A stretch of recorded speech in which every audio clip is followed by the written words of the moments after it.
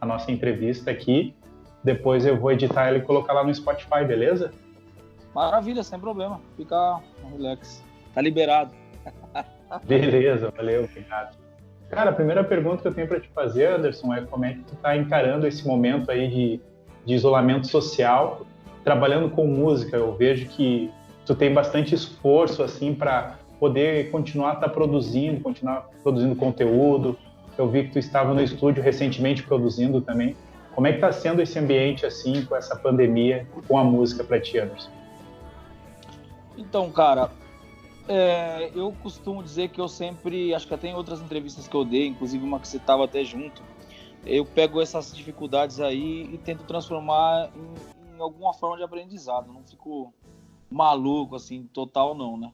Então, o que eu fiz? Eu procurei um amigo e antigo professor para estudar, que é um cara que mora em Nova York, o nome dele é Chico Pinheiro, a gente conseguiu retomar isso. Então, voltando a estudar de uma maneira muito pesada, digamos assim, de uma maneira incisiva, né? Com os trabalhos, graças a Deus, eu não posso reclamar, porque pintou coisas para eu produzir que eu nem esperava, para ser sincero. E também a oportunidade de, assim como eu estou tendo a oportunidade de voltar a estudar com esse cara, mesmo ele morando em Nova York, eu tá produzindo coisas que grandes amigos, que a gente não está podendo se ver, mas está podendo participar. Por exemplo, eu produzi agora um grupo gospel de samba, no qual participou vários amigos, músicos, sei lá, o Peu Cavalcante participou, quem mais? O Fabinho Vioto, um monte de gente participou. Aí agora estou fazendo uma nova produção de um artista chamado Dennis Baum, que é um cantor novo que está vindo agora, no qual está participando o Vioto, o Carlinhos Gonzalez, o Prateado vai gravar os baixos, o Boris também vai gravar baixo nessa produção e fazer arranjo, né? O Boris é um irmãozão que eu tenho também. E cara, de maneira online, né? Porque a gente tem que se reinventar cada vez. Não adianta a gente ficar tipo, tá rolando uma pandemia, o bicho tá pegando, mas graças a Deus a gente conseguiu construir como fala, um chão, né? Uma forma de trabalhar que a gente possa manter, independente das dificuldades, né? Então eu não posso reclamar, de verdade, estou me cuidando bastante, estamos cuidando aí minha família, né? Mas musicalmente tá rolando bem pra caramba, cara. Só não tô fazendo show, que é o triste, né? Não tenho contato com a galera que admira o trabalho da gente, mas tudo certo. Bacana, Anderson. E essa experiência de fazer música de casa, isso, tu já tinha vivenciado alguma vez isso? Produziu algo que tu estava em São Paulo, o outro estava no Rio de Janeiro? Tu já teve essa vivência de produzir músicas nesse ambiente, assim? Home office? Já, Duda, porque assim, eu tenho uma forma de... Pode chamar de Duda, né? Eu sempre chamo de Duda, mas tem gente que chama de Eduardo, mas a gente já tem uma certa intimidade, já somos amigos de bastante tempo aí. Enfim, cara, eu já faço isso porque, primeiro, eu gravo muito, assim, sempre fui muito requisitado para gravação. Então, tenho amigos que gravam aí no Sul e eles mandam para eu cobrir as guitarras e violões aqui em casa. Aí eu gravo muito sertanejo de outras galeras. Aí pintou também coisas que a galera tá usando muito, o que eles chamam de VS. E aí fazem em algum lugar, sei lá, Curitiba. Tem um amigo meu, produtor de Curitiba, chamado Glauber. Ele faz lá, manda para eu cobrir. Aí tem outro percussionista aí, que é Marcelo Brigadeiro, o nome dele. Ele tá em... Acho que não é Joinville. Bom, enfim, eu não lembro direito o local que ele tá aí do Sul aí. Porque ele faz muito show, ele trabalha com uma banda que faz bastante show aí, ele faz as produções e manda para mim. Então, assim, tá relax, eu sempre fiz isso e eu sempre faço press.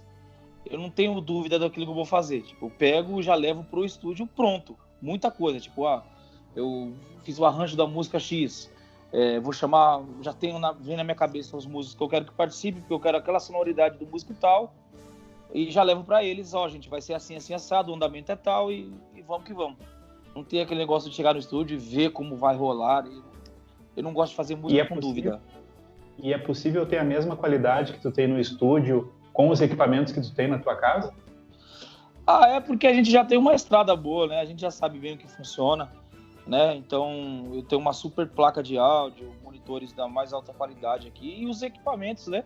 E aquilo que não vende, né? Que eu falo para todo mundo, que são as mãos, cara.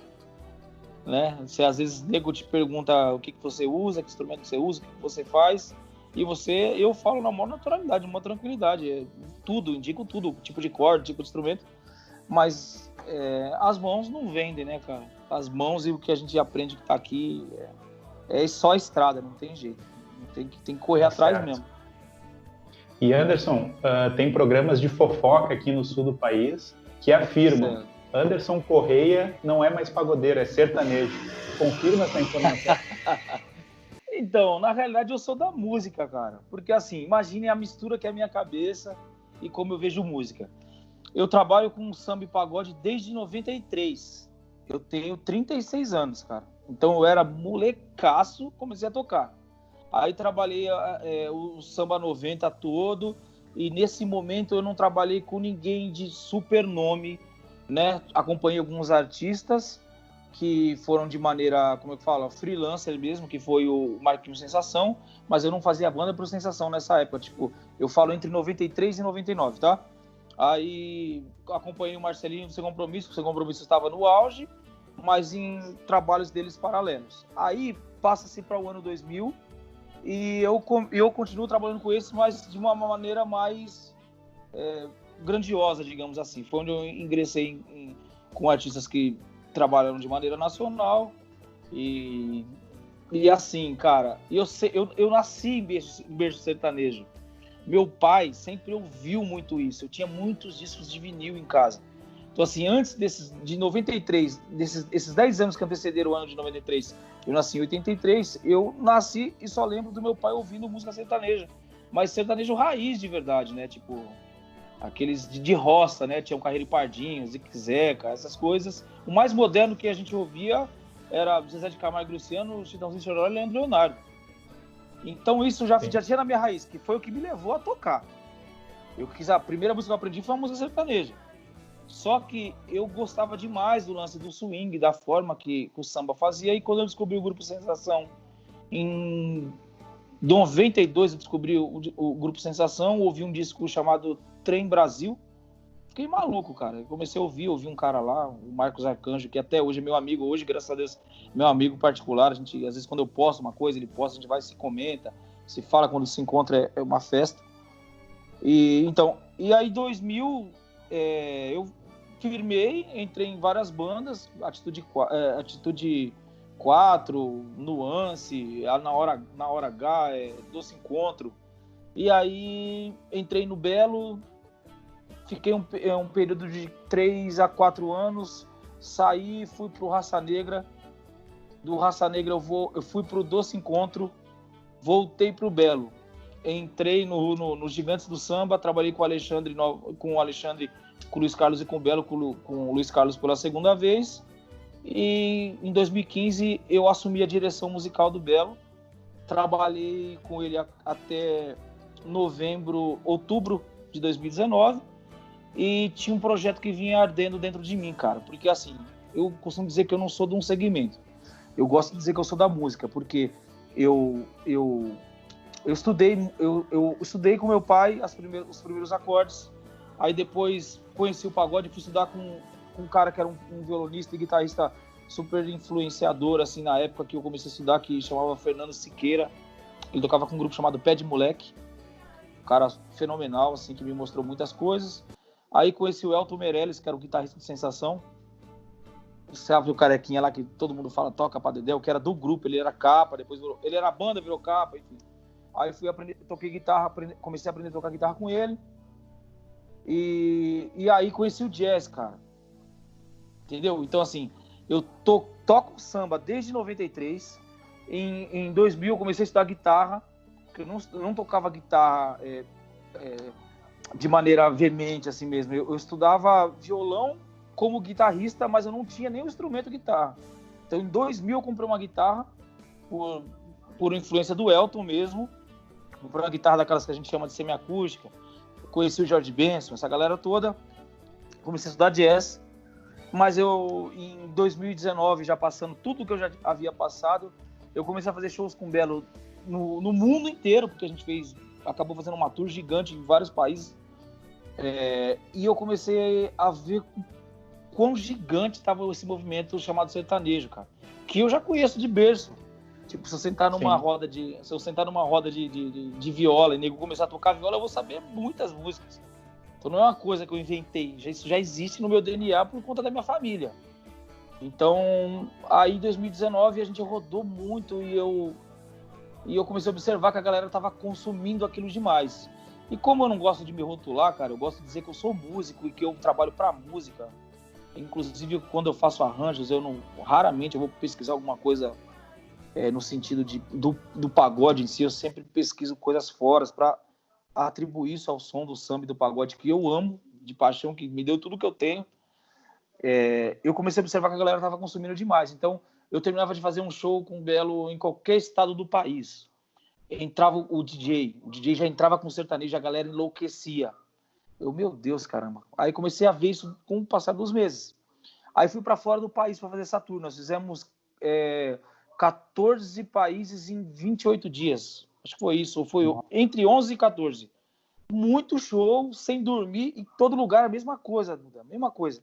Terminava o show, a galera cantando sertanejo loucamente, Marília Mendonça e Gustavo Lima e não sei o que. Eu falei, gente, eu acho que eu preciso fazer algo inovador, que eu goste, que seja musical e que eu seja dono. Que eu acho que é uma coisa que eu puxei meio que da minha mãe, assim, cara. Eu sempre gostei de encabeçar as coisas, né? Tanto na escola, quando menino, como quando eu passei para adolescência, que eu encabeçava meus grupos de amigos, sempre eu estava liderando aquilo ali. E aí as coisas foram me levando para isso na música também, porque eu trabalhei com Nuance e fui diretor musical do Nuance.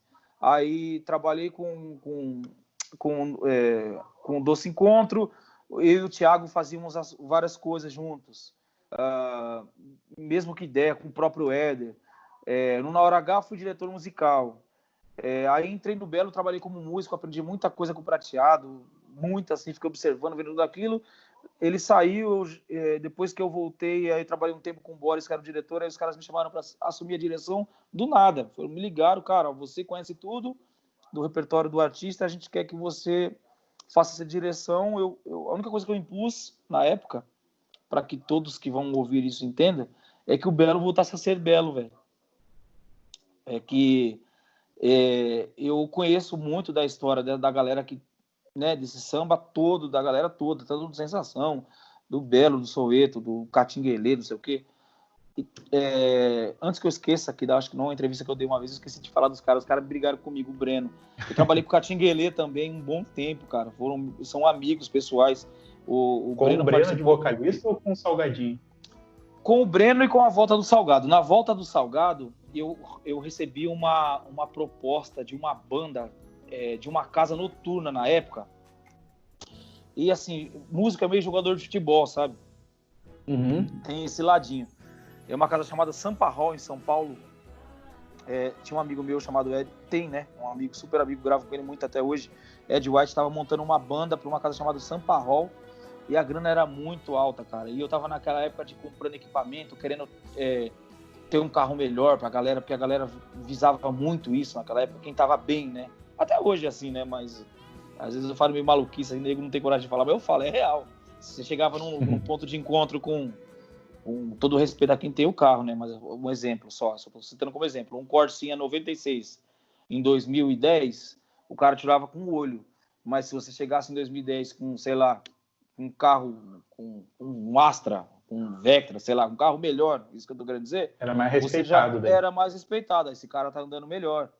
E aí eu tava pensando nesse momento, nessas coisas, em ter os super equipamentos que todo mundo precisava, super guitarras e violões, e ter uma forma de os caras falar, pô, o cara tá voando, tipo isso. Entende? Anderson, então, tu deixou de ser, só para eu entender um detalhe, tu deixou de ser banda para ser capa nesse teu novo projeto? Nesse trabalho eu deixei de ser banda para ser capa. Porque assim, eu estava fazendo isso e eu já tinha ideia, conversei com vários empresários, durante eu fazendo vários shows com o Belo, eu tenho muita amizade com os caras que produzem os eventos.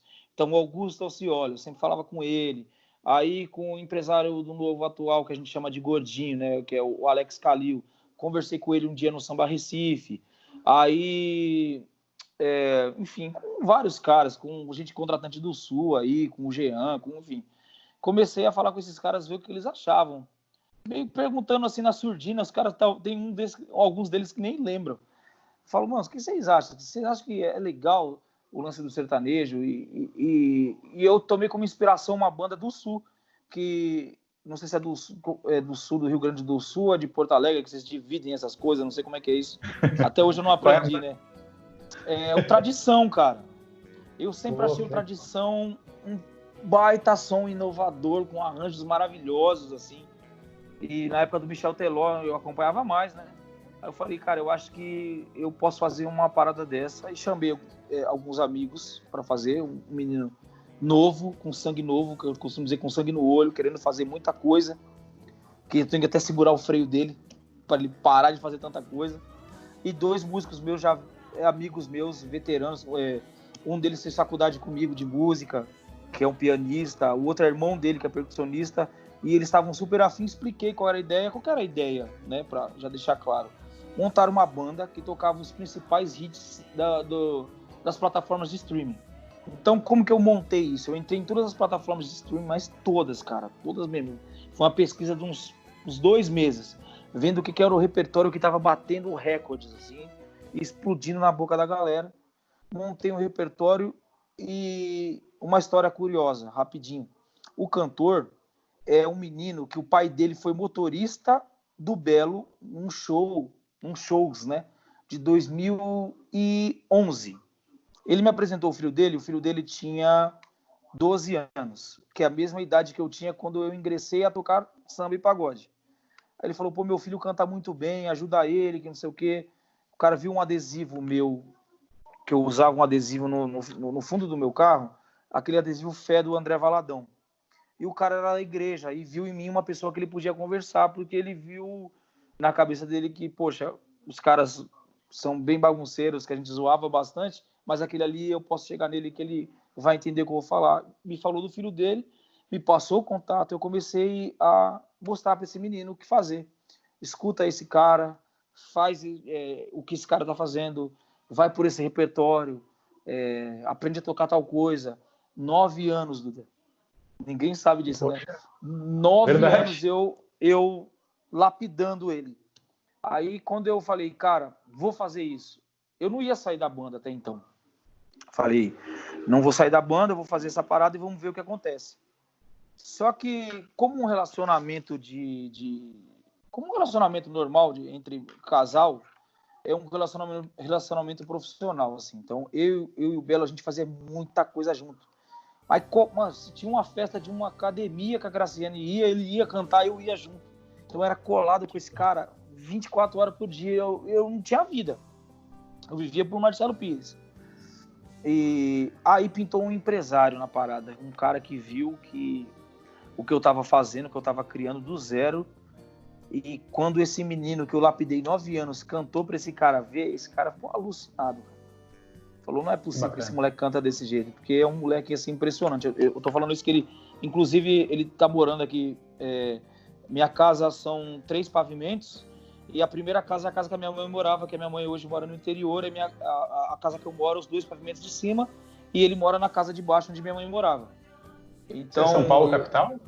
São Paulo. Na realidade, aqui é ABC Paulista, né?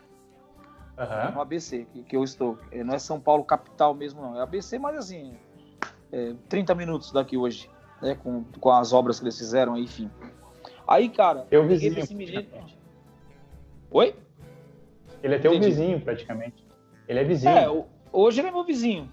Eu botei ele aqui, inclusive, pra quê? Agora eu não tô lapidando ele musicalmente, eu tô lapidando ele como um caráter, como se comportar, como responder às pessoas, como se comportar artisticamente também, né? Que é uma coisa que eu às vezes tinha que desenvolver, cara, com outros artistas. Tinha que falar pro cara, ó, fulano, para não falar nomes aqui, muitos deles eu tinha que falar, fulano, fala isso, fulano, fala aquilo, ó, vai por aqui, vai por ali, vamos tocar isso, vamos tocar aquilo não, sabe? E eu já acostumei a fazer essa parada e fazia com o maior carinho, faço com o maior amor até hoje.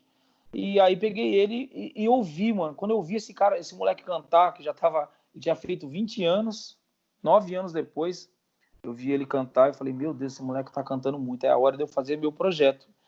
E comecei a fazer. Fiz 2 músicas inéditas, foram 2 músicas inéditas e um bloquinho com algumas covers, assim. 3 ou 4 músicas cover. Mas quando surgiu essa tua ideia, Anderson, tu tava no Belo ainda. No Belo, trabalhando no Belo, fazendo a direção do Belo. Daqui a uns 2 anos para trás, mais ou menos? Uns 2 anos para trás, começou a pensar nesse projeto? A vontade começou em 2018 de eu montar algo para mim. Em 2019 eu comecei a desenvolver isso, né? Assim, em 2017, 18, foi 18, gente? Ou foi 17? 17. Nós lançamos 2 projetos que eu considero vitoriosos demais, né? Que eu criei, tive a honra de criar, que foi o Belo in Concert, o Belo Dia e o Belo Experience. Que o único que não rodou muito foi o Belo Experience, porque era muito parecido com o Belo in Concert. Então a gente resolveu dar continuidade nesses 2 que a gente julga que são os vitoriosos, né? Que a galera absorveu muito bem. Então, o Belo Dia era uma coisa mais farra mesmo, né? Então, fazer repertório, cantar de tudo e fazer o entretenimento da galera, ouvir coisas que o Belo não tinha costume de fazer, né? De outros artistas, porque ele é um profundo conhecedor de música, assim, do samba, cara. Ele conhece tudo de samba, não só de samba, mas de muita coisa de MPB. Ele não tá de bobeira, como eu costumo dizer. E no In Concert era cantar os grandes sucessos que ele não canta de jeito nenhum. Tipo, que você fala, vamos cantar isso, ele não canta, ele não cantava. Eu falei, cara, mas se a gente fizer um projeto que você não cante, não faça o que a galera se emocione, não vai ter uma identidade, uma característica. Então montei todo o show, todo o repertório, busquei arranjos que estavam lá atrás, fui atrás de DVDs dele, de muita coisa a gente montou e foi vitorioso pra caramba. Só que em 2019... E tu se sentiu mais à vontade, né, Anderson, nesse projeto Belo in Concert, porque tu pôde não trazer só pagode, mas muita MPB, muita música clássica do Belo que ele nunca tocava, lá do B também, né? Entendeu? E sempre visando o povo, assim. Sempre que eu fiz algo, eu sempre falei isso. Os olhos da gente tem que ser os olhos do povo. Então, eu por diretor, como sendo um diretor musical, eu recebo até hoje muita mensagem de fã-clube, porque tem gente que não quer aceitar que eu saí da banda. Tipo, essa semana mesmo nós fizemos 2 programas foram reprisados, né? Que é o Música Boa, que passava no Multishow, passou na Globo, e o Danilo Gentili foi reprisado acho que ontem ou antes de ontem. E, que eu recebi de mensagem de gente que fala, como você faz falta, que não sei o quê, ou que não acredita que eu saí. Muito feliz. Eu fiquei muito feliz porque você vê que foi um trabalho vitorioso. Só que aquele negócio, às vezes você trata muito bem uma pessoa que você gosta muito, mas a rotina e o dia a dia acaba ocasionando um desgaste. Então chegou um momento que eu queria fazer uma inovação total no Belo. E o Belo estava preocupado com isso, porque assim, sem demagogia, a gente não via acertando músicas no rádio há um tempo já. As músicas não estavam sendo respondidas da maneira que a gente esperava, mas por muita teimosia do senhor Marcelo, porque eu falei isso para ele várias vezes. Então, assim, para que a galera que vai ouvir isso entenda, eu apresentei para ele a música uma das músicas que o Dilcinho explodiu, que fala do porteiro lá, seu Francisco esperar, sei lá. Apresentei isso com o compositor cantando, mostrei para ele. Aí ele conheceu a música, ele gravou até essa música, botou voz, mas não lançou a música. Não vou lançar porque não é hora de lançar a música, não sei o que o Dilcinho escutou a música, gravou, lançou, explodiu a música. Aí o Turma do Pagode com aquele menino que toca banjo, cantando uma música que o Rodrigo Oliveira e o Eliseu mandaram para mim. O Eliseu era meu vizinho de bairro aqui e mudou para uma outra cidade, mas a gente se conhece desde que eu iniciei, que é um super compositor, tá compondo pro Ferrugem, pro Dilcinho, pro Sorriso, para todo mundo. Aí eles fazem, né? Rodrigo Oliveira, Eliseu e Cleitinho Persona. O Lucas Morato também faz parte desse bolo. São grandes compositores e grandes pessoas. Eles me mandaram a música, eu mandei para ele. Falei, cara, ouve essa música que é um canhão. Vamos gravar isso. Aí ele, pô, cara, não sei o que, aquele negócio meio que desanimado, não gravou. O Turma do Pagode foi, tocou pra caramba, rolou bem pra caramba. Outras mais, cara, música do Catinguelê, que o Diguinho cantava, era pra ele, enfim. Só que ele também, por muito tempo de carreira, é natural a pessoa ter um desgaste com algumas coisas, ficar meio retraído, meio na segunda. Aí, Sim. Em 2016, eu insisti para que ele fizesse o trabalho de volta com o Prateado. Você vê, né? É isso que eu falo. É difícil você... Naquela época, eu era o camisa 10 do time dele.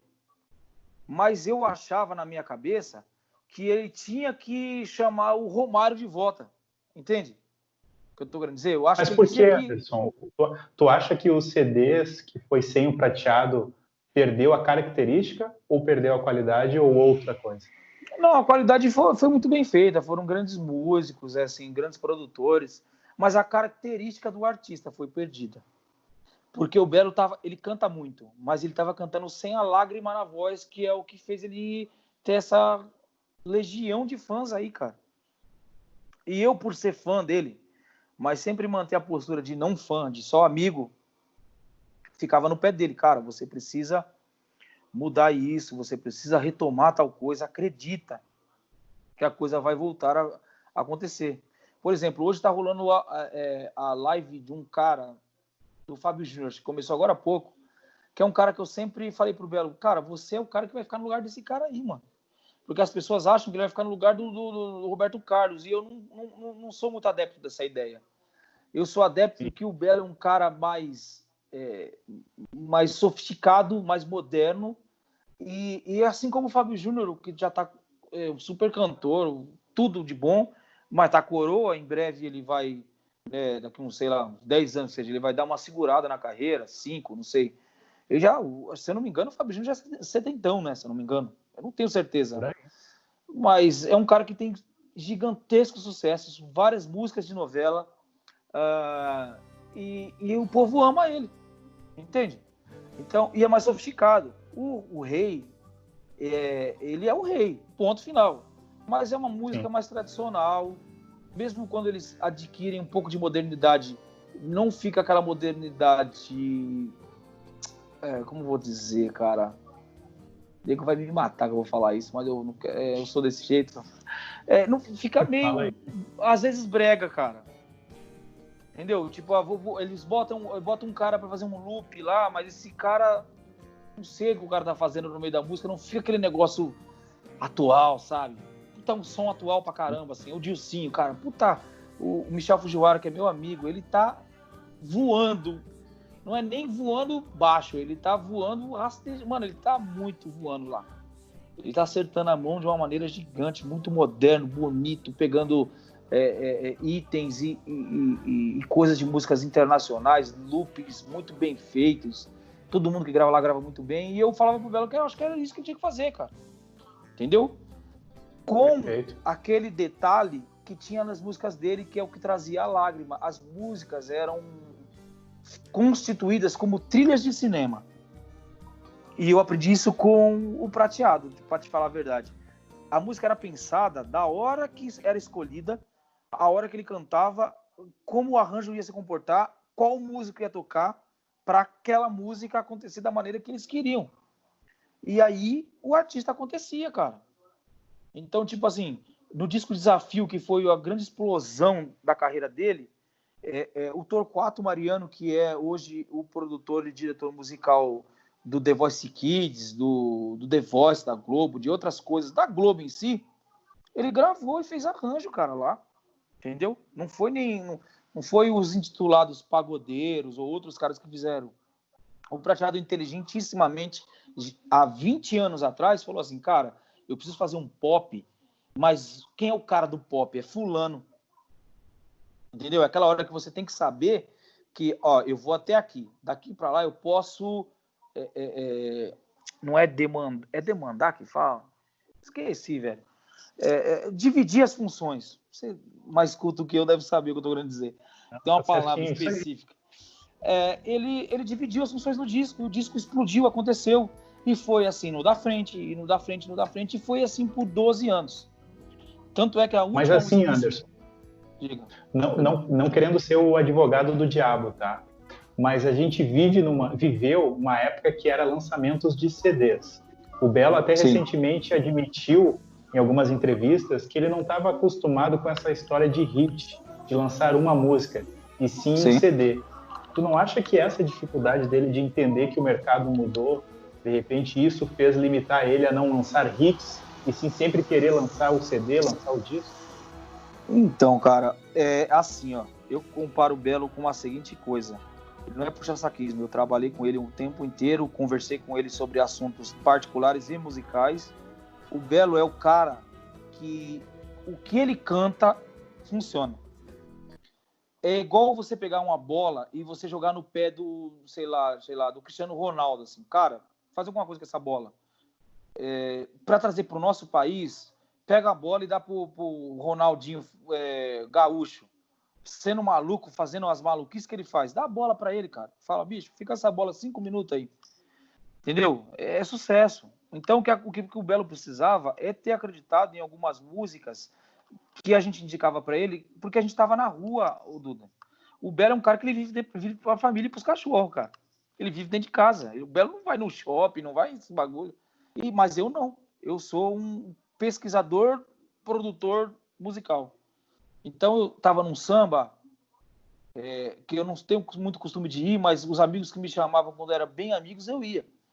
E assim, ia em samba de vila mesmo, né? Negócio de balada, vai ficar, fulano de tal tá aí. Não tem nada disso aí, nunca tive isso aí não, cara.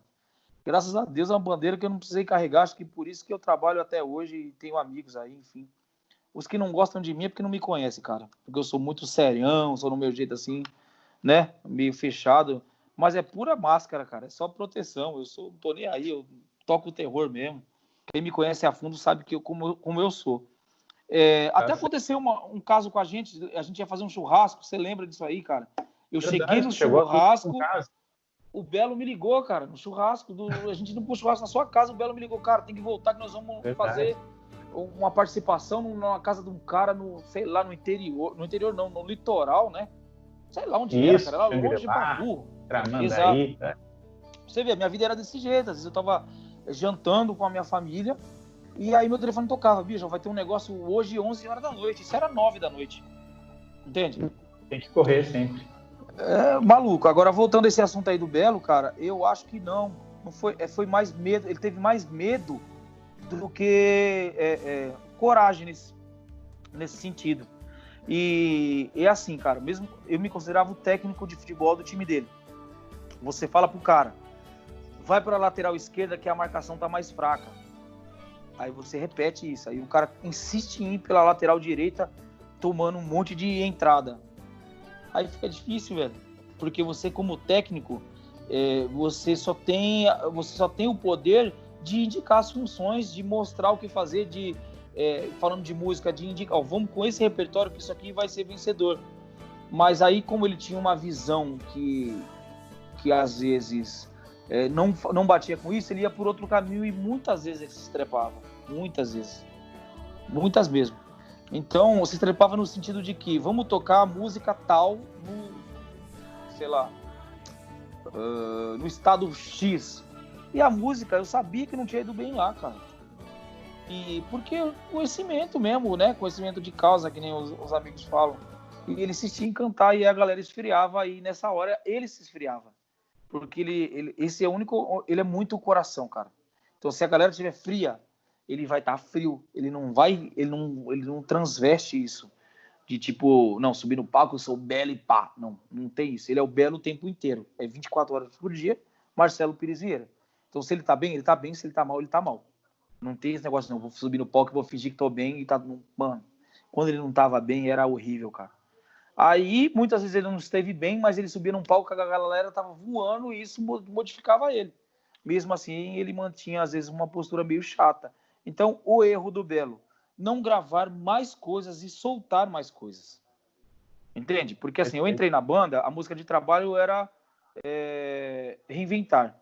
Só que a gente tocava Reinventar, tocava Intuição, tocava outras, Flashback, tocava Tudo Mudou, tudo no mesmo disco. E as músicas iam acontecendo.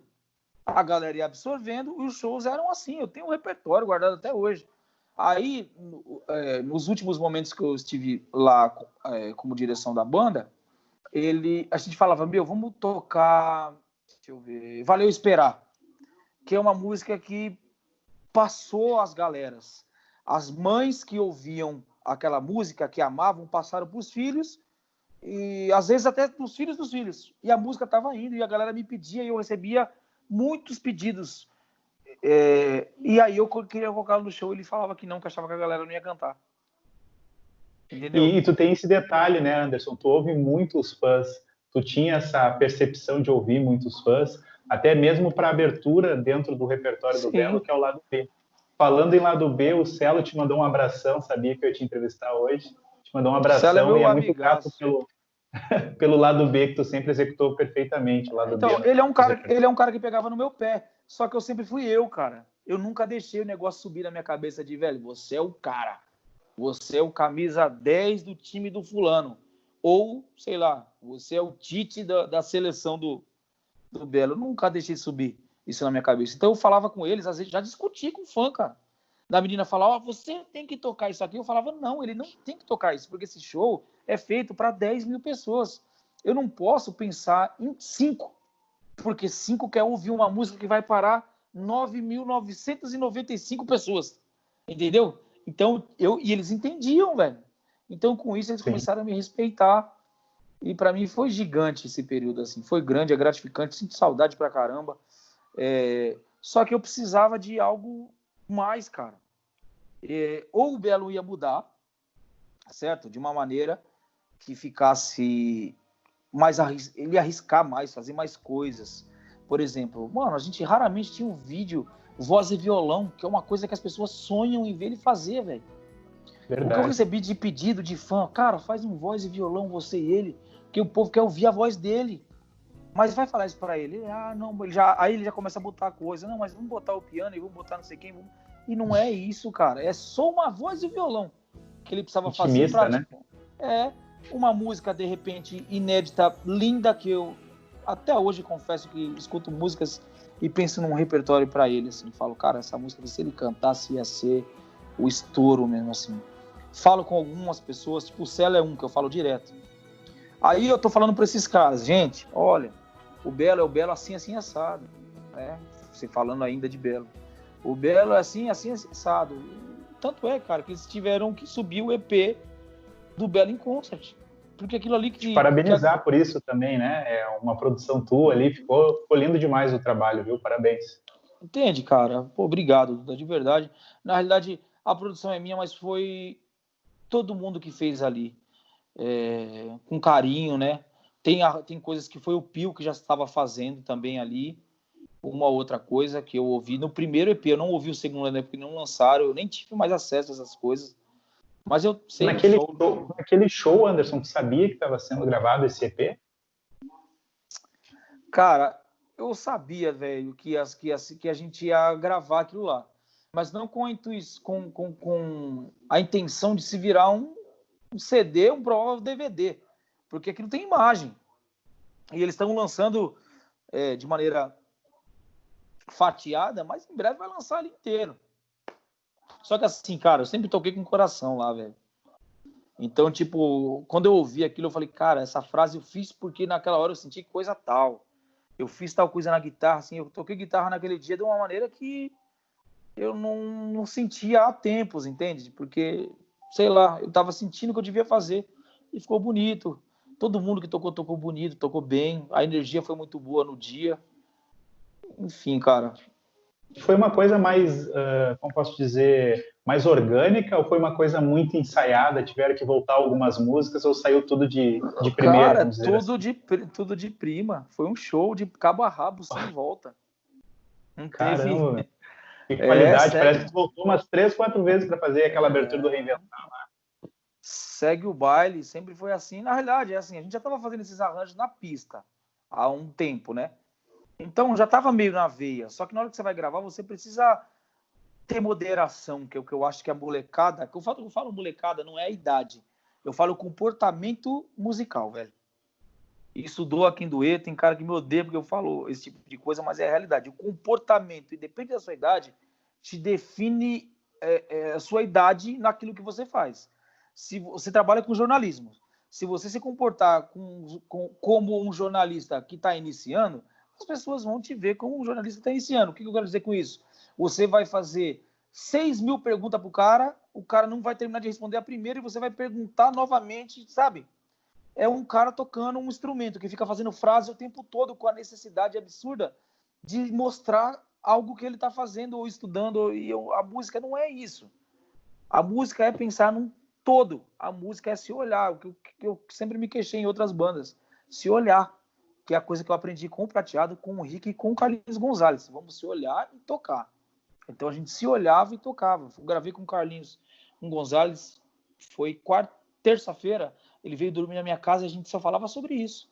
A gente se olhava, sentia o que o outro está querendo dizer para o outro. Então, às vezes, ele fazia alguma coisa lá que eu respondia aqui, que o outro respondia lá. Entende?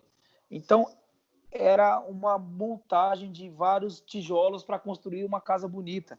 Não é aquele negócio que um cara é o super pedreiro que faz 3 metros de parede sozinho. Não é isso. Então, a gente sempre teve essa consciência. Lógico que tem as empolgações de um ou outro que é um pouco mais novo, ou que naquele momento está precisando para si mesmo mostrar uma coisa ou outra. Mas eu sempre trabalhei para a música, Duda. Perfeito. Seja lá no Belo, seja onde for, eu trabalhei para a música. Depois que souberam que eu saí de lá, eu tive 3 convites para trabalhar em outras bandas que eu não aceitei naquele momento porque eu precisava fazer esse projeto. Tanto é que eu banquei esse projeto, eu que paguei o projeto, para você ter ideia de como eu queria fazer esse projeto. Mas tu é Então, amigo ainda dos meninos lá da banda do Belo, tu é amigo de todo mundo, foi só uma ideia de sim, projeto novo. não tenho problema com ninguém lá, cara, assim, saí de lá numa boa, inclusive, por exemplo, essa semana mesmo, as coisas que eu postei, o Belo repostou, eu acabei mandando uma mensagem para ele, a gente se falou um pouco, o empresário era muito meu amigo, a gente falava muito, mas muito, ele me ligava quase que diariamente, tanto para resolver problema quanto para falar sobre outras coisas. E assim, eu não vou te falar que assim, eu considero uma coisa, se eu for no Rio Grande do Sul, quando eu falo Rio Grande do Sul, eu não falo com conhecimento de causa, porque eu ainda me perco. Mas quando eu for para aí, perto da tua casa, se eu falar para você que eu tô aí, eu tenho certeza que você vai me chamar para ir aí na tua casa. Então eu considero você um amigo, entende? A mesma coisa que você falar para mim, cara, eu tô em São Paulo e dá para ir na tua casa? Eu vou falar que dá, cara, porque eu considero você um amigo. Como é o Celo, como eu tenho outras pessoas, amigos que são de Recife, outros de Manaus, outro de outro país, cara. Tem cara que eu posto um negócio, eu falo de um menino, um exemplo, o Peter, que é um cara que mora em Portugal. Aí tem o Michel, que mora na Holanda, não é na Irlanda, sei lá, na Bélgica ele mora, sei lá, é na Bélgica. Cara, o cara faz questão de te tratar como amigo, mas tem gente na banda que é seu amigo de trabalho, entende? Tipo, ele não vai te chamar para você num churrasco na casa dele. Por exemplo, meus amigos, pá, mesmo assim, que são amigos, nessa última etapa. O Rick, um amigo da gente beber de conversar, várias coisas. O Peu Cavalcante é meu irmãozaço, assim, que a gente se fala sempre, estamos sempre conversando sobre coisas, gravamos muito junto, né? O Ian, que é o menino novo que entrou, ele é um menino que eu já conhecia antes do Ferrugem estourar, a gente já se falava, ele já me mandava mensagem, a gente já se falava, ele era um menino do bem, ele era tranquilaço, assim. A Carol é parceiraça, acho que todos, assim, mas de frequentar são mais esses, assim, sabe? De a gente, vamos fazer alguma coisa junto? Vamos. Tipo, o Pio é um cara da hora, mas ele é mais na dele, já fui na casa dele algumas vezes, mas ele nunca veio na minha, por exemplo, entendeu? É mais reservado. Ele é mais, a gente tem uma amizade mais reservada, mais tímida, uma amizade mais tímida, digamos assim, né? Mas é um cara da hora pra caramba, já demos muita risada junto, já falamos muita coisa junto. Mas assim, a gente, como numa empresa, a gente tem mais afinidade com um ou com o outro. Então, tipo, o Alex, o Claro. produtor, e o Edu, o produtor, era, você é louco, meus fechamentos, assim, nível máximo. Entendeu? O cara não deixava, ele falava para mim, o Alex, por exemplo, ele brigava, ele não pode deixar o maestro botar a mão em nada. Ele brigava. Quando eu fui deixar a direção, no final, eu deixei a direção antes de eu sair, né? Uns 2 meses antes. Ele mantinha a postura. Então você vê a pessoa quando é por gostar de você e quando é por puxar saco, ou é porque. Não, ele é porque gostava de mim, me respeitava meu trabalho. Então ele continuou me tratando da mesma forma. Ele e todos os outros. A equipe técnica são todos meus amigos, velho. Os caras eram muito parceiro meu. Os Road. Eu tenho um grupo no WhatsApp com esses caras. Entendeu? Tem Pô, gente bacana. que são da produção técnica, mas não são músicos, que não faziam parte da Não, banda, para você ver. eu tinha certeza disso, Anderson, que tu tinha saído realmente para te seguir teus projetos pessoais e que a amizade ia permanecer com toda certeza. E outra coisa que eu sabia também é que conversar, te entrevistar, é chegar lá no ano 2020 e lá no 2000, e lá em 90. Então a nossa conversa ela se estende muito, né? Eu te agradeço por estar explanando tantas coisas, né? Porque se acontece, Duda, assim, eu me sinto em casa falando com você. Para mim, eu tô tranquilo, eu tô na sala da minha casa e tô falando com uma pessoa que eu admiro, que eu respeito, que já me ajudou também em outros momentos, que eu precisei, né, dar um upgrade, digamos assim, nas minhas redes sociais, que você mesmo me cobrava, falava, cara, mas você tem que mexer com isso, que você tem um trabalho bonito pra caramba, e as pessoas precisam conhecer e tal. E você pegou muito no meu pé pra isso, então eu me sinto à vontade. Não é aquele negócio de vamos dar uma entrevista pra um cara e o cara já vai fazer na má vontade. Como eu fiz uma entrevista com aquele menino lá, amigo nosso, o Júnior Belo. Ele, no início da entrevista, ele tá falando, cara, vamos conversar aqui 40 minutinhos? Que é só pra... Mano, a entrevista tem 2 horas e tal, cara. Porque eu não vou ficar aqui falando, ó, Duda, é assim, eu sou assado, eu tenho instrumento tal, eu faço isso, eu faço aquilo, eu tenho carro tal, minha casa tem tamanho tal, porque não é isso aí, cara. Não é isso, eu sou um ser humano como você, como qualquer outro. E a vida de músico é essa. Eu joguei no time do Belo por 10 anos, certo? Agora, eu tô num outro time, mas não posso dizer que foi um adeus. Foi um até logo. Pode ser que daqui a um tempo a gente mude de novo, entendeu? Pode ser que eu vá para outro grupo de grande sucesso, de repente, por aí. A gente não sabe. Entendeu? Outro artista. Não, e esse teu projeto nasceu muito bem, cara. Eu tive a oportunidade de assistir tudo que tu postou nas redes sociais, o DVD, o formato ali, muito moderno, Sim. muito bacana. É Até o que a quem não galera é tá do meio fazendo. sertanejo dá vontade de consumir aquilo, né? Um produto ficou muito bom.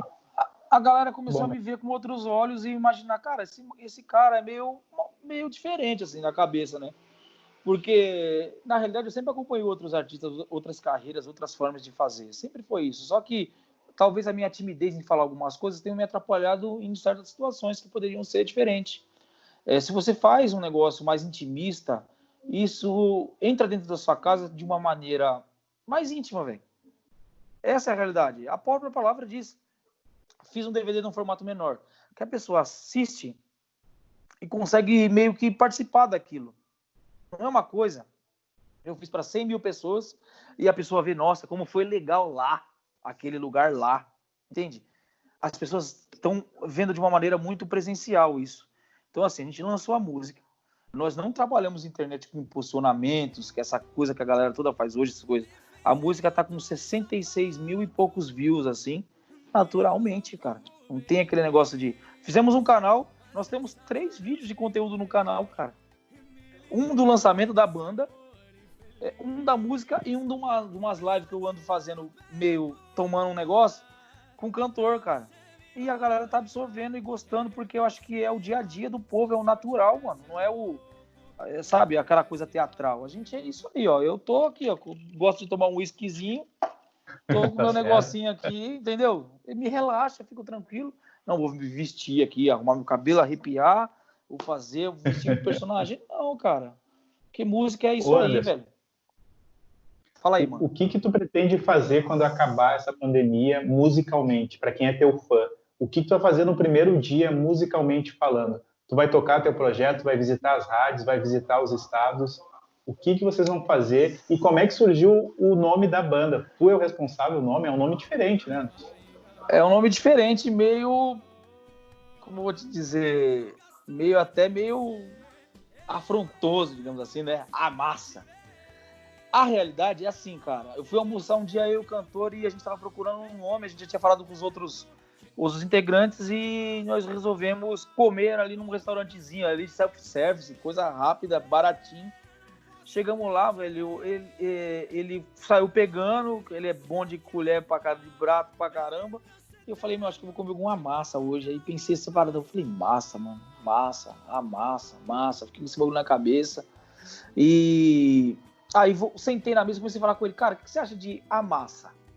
Ele, como assim amassa? Amassar o quê? Eu falei, não é amassar, mano, é a massa. A massa do povo, a massa da mistura das pessoas, a massa de todos os tipos de som. A massa, o povo. Ele, puta merda, bicho, é esse bagulho, não sei o que. Aí já ligamos pros caras, os caras na hora, pô, meu, é isso. Tem que ser isso aí, porque tem a ver, né, com o que a gente queria fazer. E mesmo que as pessoas levassem isso para alguma coisa de ingredientes de bolo, eu falei, gente, se alguém falar que é coisa de bolo, a gente fala, mas os ingredientes se misturam para dar um bom formato, cara. E a gente vai misturar nossos ingredientes musicais e fazer a coisa acontecer. E a gente, no DVD, Duda, tem samba. Para você ter ideia. Tem samba e tem pop. A gente vai subir o DVD agora de maneira integral no YouTube, nas redes.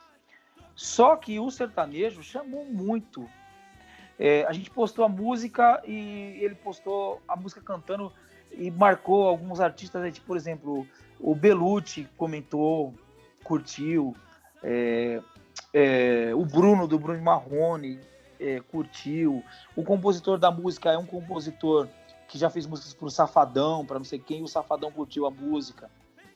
Então, cara, é uma coisa que a gente não programou muito lá o que fazer, como a gente já sabia mais ou menos por onde ir, mas a música foi acontecendo, que é essa magia que eu acho que falta em algumas coisas que poderiam ter sido feitas dessa forma, né? E financeiramente, vamos pegar a estrada pra caramba, assim, em nome de Jesus, cara. A gente já tinha o plano de sair agora e mandar ver. Qual que é a minha grande preocupação a pensar de maneira empresarial? Nós arrumamos um empresário que é uma pessoa que fazia o investimento. Mas, assim, é fácil você falar para um cara, bota o dinheiro aqui, bota o dinheiro ali. E o cara botar e pronto. Mas não é só isso. Como eu venho de um trabalho nacional e até internacional, eu falei para os caras, eu não posso fazer uma coisa regional, porque eu falei para eles, eu tenho amigos no Rio Grande do Sul, eu tenho amigos no Nordeste, eu tenho amigos no Norte do país, eu tenho amigos fora do país, e eu tenho pessoas que são amigos, que são fãs, que gostam e confiam no meu trabalho. Então eu preciso mostrar para essas pessoas o que eu estou fazendo, que eu tenho certeza que eles vão gostar e eles querem ver. Então eu não posso fazer uma coisa para eu tocar em São Paulo. Então essa foi eu fiz toda a parte musical, repertório, integrantes, o que fazer, o nome, eu fiz, cara, para não falar tudo, eu fiz grande parte. Só que na hora dessa conversa estava todo mundo e eu falei, gente, se não for de uma maneira nacional, eu prefiro que não seja, entendeu? Porque aí fulano de tal me chamou para tal coisa e outro me chamou para outra coisa, eu toco a carreira para lá, cara, vou fazer outra coisa. Sim. Que às vezes eu sou meio duro nesse sentido, de que, porque, Duda, é aquela parada, você ouviu e eu gosto de pessoas que falam para mim a verdade e gostam ou não gostam, elas vão falar. Por exemplo, você, no momento que eu ia postar uma coisa que você achava que não era interessante, você já me falou, mano, eu acho que isso aí não é legal, vamos fazer tal coisa, quando você cuidou daquele lance das redes sociais. O Celo, ele já falou para mim, cara, tal coisa não tá legal, mano. O que você acha? O Celo, cara, ele não entende de música, mas ele é público. E eu ouvi ele, eu falei, mano, esse moleque tá com razão, cara. Aí fui e mudei a forma e o objetivo. E a mesma coisa que eu pensei para fazer essa banda. Quando eu comecei a disparar essa música e mandar para todo mundo, eu não tive uma negativa até hoje, cara. Eu montei a banda em novembro, escolhi o repertório em dezembro, gravei o DVD em janeiro. Estamos em maio, por conta da pandemia, não conseguimos fazer outras coisas mais a não ser divulgar nas nossas próprias redes sociais e nos canais, né? E assim, chegamos a bater a 11ª música Top Brasil do Spotify, numa lista lá que eles têm lá, a gente conseguiu fazer isso aí. Como? Não sei, cara. Não sei quem ouviu, só sei que a gente vive repostando coisas no lance da banda, que é Oficial Amassa, @Oficial Amassa, de gente, tipo uma criança que tá cantando a música lá no Nordeste. E a gente não fez divulgação de rádio e divulgação em massa, não fizemos nada, cara. A gente só botou no YouTube e nas redes sociais, tipo nas plataformas de streaming. Então eu fico imaginando assim, se eu botar isso pra tocar de verdade, rádios, programas de TVs e o caramba, e a galera vê, isso vai andar muito bem e eu vou poder fazer coisas que eu não pude fazer em outros momentos. Por exemplo, tem amigos que eu queria botar no palco, cara. Que eu acho, você, por exemplo, você com sua esposa, bom, vou botar esse casal, são meus amigos, eu quero que eles fiquem vendo no palco como é que é a parada. Entende? Eu sendo dono, eu posso fazer isso, sem haver reclamação de ninguém. Ah, fulano de tal me mandou uma mensagem que ele não pode entrar no show, que ele tá sem grana, e, cara, eu tenho que pedir pro produtor pedir pra não sei quem, pra pedir pro dono da empresa. Não, cara, eu sendo dono, cara, você vai entrar comigo, cara. Entende? É um projeto musical, mas tem uma beira social. Tem uma coisa de poder ter as pessoas, de poder falar, pô, vou fazer um show, a banda, nós somos em 4 artistas, aí tem mais 4 pessoas de apoio, que é o sanfoneiro, o baixista, baterista e uma backing vocal. Então somos em 8 no palco, 2 técnicos de som, 3 roads, o produtor, e nós viajamos em 14 pessoas, para imaginar dessa forma. No total, na banda do Belo, chegou a ter 14 só de banda, cara. Só muita gente. É muita gente. E a gente quer botar, tipo, por exemplo, eu quero botar uns amigos no palco para eles verem como é que funciona isso, para eles terem a visão do palco pro público. Eu quero poder fazer isso, velho. Coisa que eu, às vezes, não pude fazer, mesmo sendo o diretor ou encabeçando a coisa, eu não pude falar, mano, não fica aqui, porque aí o artista era outro cara. Depende de ser uma outra pessoa, um outro grupo, não sei o quê.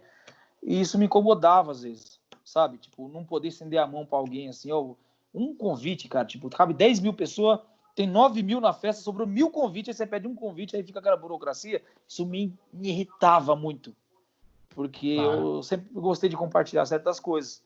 Então a banda foi pensada nisso. E a tua família, Anderson, o que falou? A tua família te apoiou, achou maravilhoso tu voltar para tuas raízes, que é sertanejo? Tu nasceu no meio sertanejo. Então, me apoiou 100%, cara. Chegaram a ficar emocionados, assim.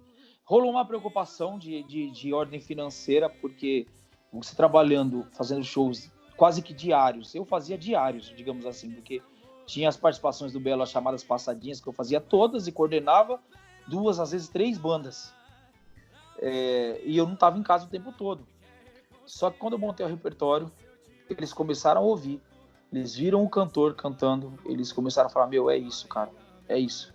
Aí você vê meu filho pequeno de 4 anos, cantando todas as músicas, a música de trabalho, as músicas todas, amiguinhos dele, sei lá, sobrinho, você vê coisa que fazia tempo que eu não via, a magia do negócio do sucesso começando aos poucos, da maneira que era antigamente, porque você ia na casa da pessoa, aquele som tava lá e a criança cantava, o idoso cantava, a senhora cantava, a empregada, quem tivesse cantava. E você vê isso acontecendo, é difícil. E a gente conseguiu, num DVD que tem 18 músicas, e a gente só gravou 2 inéditas, cara. E botou uma inédita na maior cara e coragem, que é a Gastura de Você, que tá todo mundo curtindo pra caramba. Então, quem conhece, curte a música. Porque a música é meio que uma... a Marília Mendonça fala muito do lance da mulher, defendendo muito a mulher, no sentido do que o homem apronta com a mulherada, né? E essa música eu costumo dizer que é uma música que vai nesses ideais, mas com um cara cantando e defendendo a parte certa. Seja o homem ou seja a mulher, a música fala que tô com gastura de você, não posso nem te ver. Sabe? Tipo aquele bagulho, você aprontou, seja homem ou seja mulher, você aprontou, e aquele negócio de casal, e a coisa tá indo. E a resposta tá sendo enorme, Duda. Assim, tô muito feliz. A gente vai pra rua, Eu quero ir de maneira nacional, estou batalhando para isso, porque é uma difícil safra da música nesse momento por conta dos empresários estarem tendo que manter as suas empresas, sejam musicais ou não. Seus funcionários precisam se alimentar e ter todas as necessidades, né? Resolvidas. Então, assim, nós temos, graças a Deus, um investidor, um empresário, mas a gente tem a total consciência que podem pintar outras pessoas, no sentido de que, por exemplo, eu conheço um cara no Sul, sempre falo do Sul porque eu gosto muito do Sul, tem muitas pessoas que gostam de mim, aí eu sempre recebo o recado, enfim. Tem um cara no Sul que ele tem um poder aquisitivo gigantesco, muito alto, e ele amou a música, e ele vive me perguntando o que pode fazer para ajudar. E assim, é um provável sócio, num momento mais futuro, depois que passar isso, a gente se encontrar e mostrar tudo esse projeto para ele e ele ver. Porque, cara, todo mundo é assim, a gente depende um do outro, né? Não adianta, beleza, eu sou um cara que faço música de uma maneira um pouco não tão convencional e as pessoas gostam. Mas eu preciso de alguém que me ajude a botar isso na rua de maneira que as pessoas absorvam. Eu acho que se você mostrar isso na sua casa, se já não tiver mostrado para sua mãe, para sua esposa, acho que pro seu cunhado, foi seu cunhado que chegou aquele dia?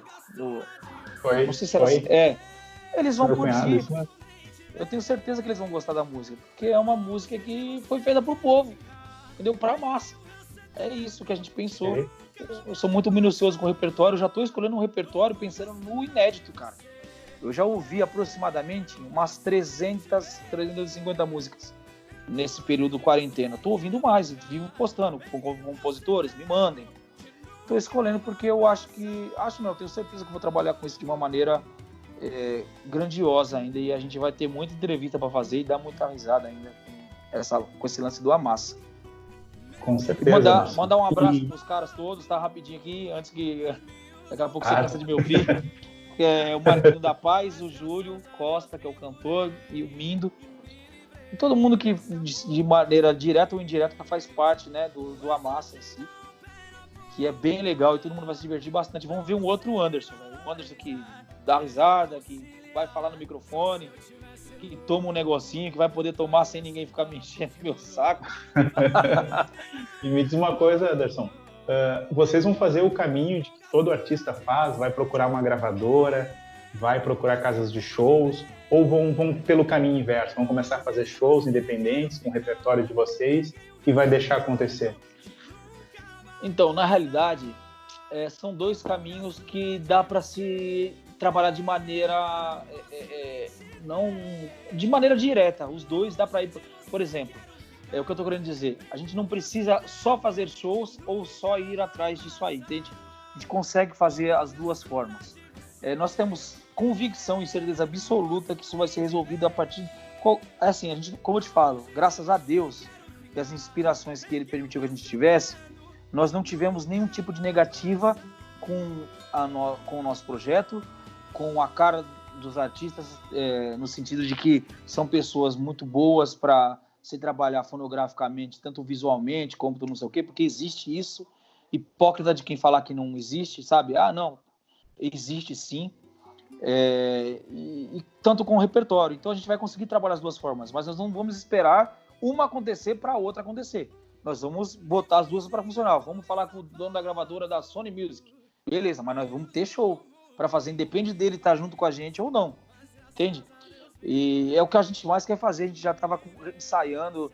Eu gosto muito de ensaio. As pessoas não gostam muito, mas eu gosto muito, porque eu já levo tudo pronto.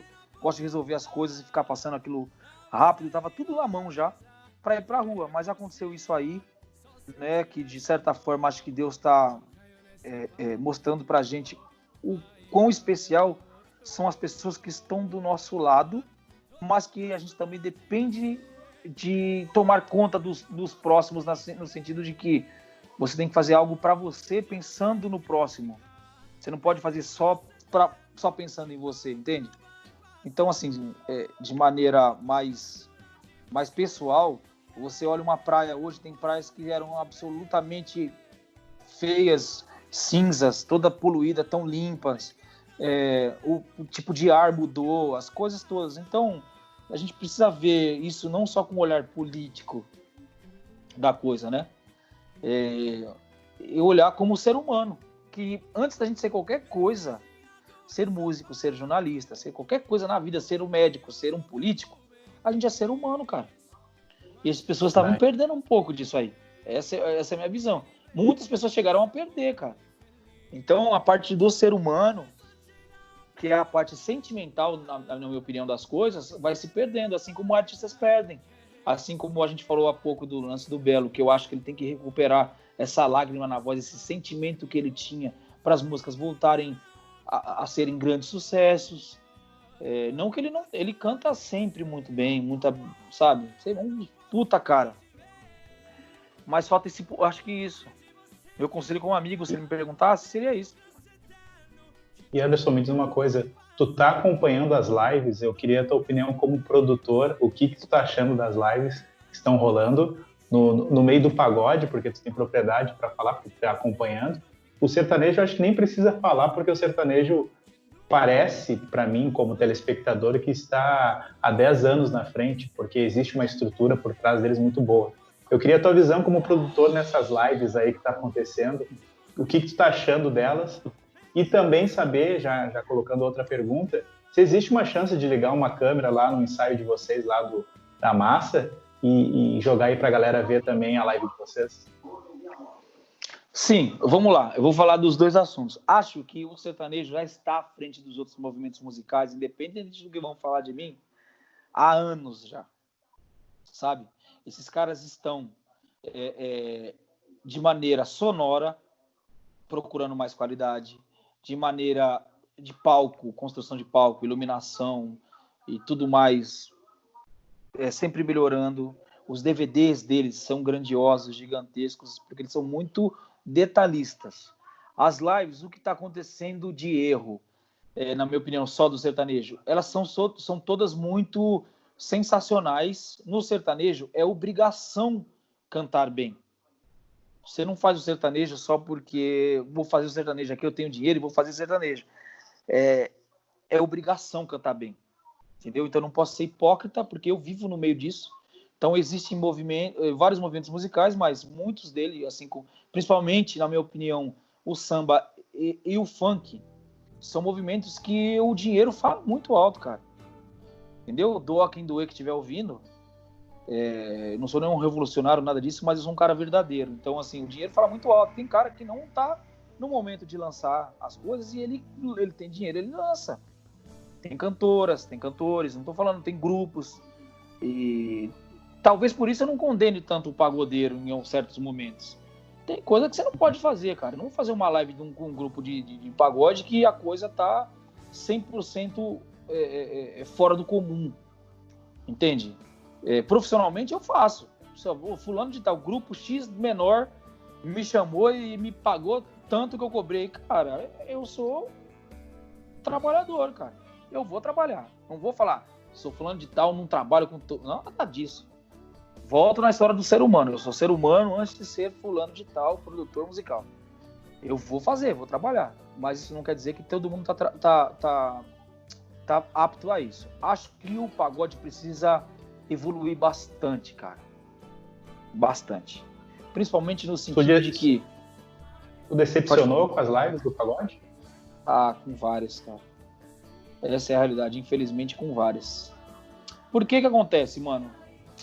O pagode é aquele negócio que os caras ficam na cabeça. Não, o pagode é o bagulho da quebrada ou da favela, sei lá como quiserem chamar. E o bagulho pode ser cavaquinho, violão e pá, e vamos embora. Mas, gente, a gente tá perdendo audiência e público para os outros segmentos por conta justamente disso. A pessoa não quer saber que se você veio da favela ou se você veio de um bairro chique. Ela quer ouvir algo que seja auditivo e que seja agradável, cara. Entendeu? Não pode ser, como é que fala? Qualquer coisa bagunçada. Vou tomar um arzinho aqui. Como as coisas estão sendo. As coisas estão sendo bagunçadas. Essa é a real. Entendeu? Tu viu muita falha técnica, muita falha, detalhezinhos assim que tu não admitiria se tu fosse o produtor daquela banda, tu não admitiria? Tu viu muita falha pequena? Vi, falha que para não falar a palavra chula, por bobeira. Foi falha boba, assim, sabe? De repertório, às vezes, de tocar também. Não, acho que eu não sou o rei da verdade, não sou o Pelé do negócio, não sou nada disso. Mas eu também não sou bobo, né? E eu sou uma pessoa que vivo disso e estudo isso 24 horas por dia, tanto de maneira efetiva quanto como um estudioso, como um pesquisador. Acho que o pagode precisa, por exemplo, o cara, o Gustavo Lima faz uma live, aí o Gustavo Lima leva o drone, leva uma equipe de iluminação, uma equipe sonora fantástica, faz um lugar lindo, leva o diretor musical com um ou outros músicos, mas ele leva uma coisa que hoje em dia na música é fundamental, que é o chamado VS ou Pro Tools, ou seja lá com o que você trabalha, o que dá a sensação de que você está ouvindo um disco ao vivo. Aí o cara do pagode vai lá e leva o cavaquinho, o violão e o pandeiro, e a coisa não acontece dessa forma. Aí o cara gravou uma música linda, que tem um arranjo de cordas que poderia estar rolando, que as cordas não estão ali à toa, entendeu? Os metais não estão ali à toa. Como uma trilha de cinema, você está vendo uma cena de um filme, de repente está rolando o áudio, uma trilha, e você se emociona, aqueles instrumentos e aquela trilha não estão ali à toa, cara. Entendeu? Eles estão ali com a função de atingir a sua parte emocional, de atingir a sua parte emocional, na realidade, né? Que atinge várias coisas, de você estar prestando atenção, de atrair você para dentro daquilo, fazer você sentir aquilo, o seu sentimento. E aí o cara do pagode, por mais que o cara cante bem demais, seja lá quem for, ele que estiver cantando muito, quando a coisa rola de maneira muito enxugada, não demais, extremamente enxugada, ele não passa isso para dona de casa, entendeu? Para criança, para não sei quem. Essa emoção que a música traz. Porque, mano, uma coisa aí os caras vão falar, pô, mas quando o cara faz voz e violão, então? Quando o cara faz voz e violão, a proposta é uma coisa, é um acústico que, quando você fala a palavra acústico, você já prepara a pessoa para uma coisa mais intimista e de um formato menor. Agora, hoje, quando você fala que vai fazer uma live, as pessoas querem ver um show. E os produtores musicais estão esquecendo de ver o público como pessoas. O cara vê, vou lá, mano, vou fazer a live do artista, vou levar 3, 4 instrumentos e tá bom. Entendeu? Vamos lá. Mas aí ele esquece se ele por um momento ele pensasse assim, vou me botar lá do outro lado da tela. Como eu gostaria de ver isso? Que é uma coisa simples, pra caramba de se fazer. Mas tá faltando dinheiro no pagode, Anderson? Tá faltando dinheiro no pagode? Não, para isso não. Para isso não. Não falta dinheiro. Falta má vontade. Gerenciamento, eu acho. Não falo nem má vontade, porque o que acontece com vários artistas, mesmo que eles me crucificam, é verdade. Tem muito artista que não está preparado, como que eu vou te dizer, tecnicamente para certas coisas. O cara não sabe que é um drone que está fazendo a imagem dele lá de cima, às vezes. Isso que eu tô querendo dizer. O cara tá filmando a casa do Gustavo Lima e é um drone, que não é um helicóptero. Tem cara que acha que ele é um helicóptero lá em cima filmando. O cara é milionário, tem um helicóptero. E não é, cara. É um equipamento que você pode alugar por R$200. E a sua live tem uma outra cara, uma outra característica. Aí é nessa hora que você fala, pô, não, eu vou fazer a live na sala da minha casa. Não, os sertanejos estão fazendo, mas o cara faz na sala da casa dele uma coisa diferente, né, bicho? Tem, sei lá, e eles são muito naturais.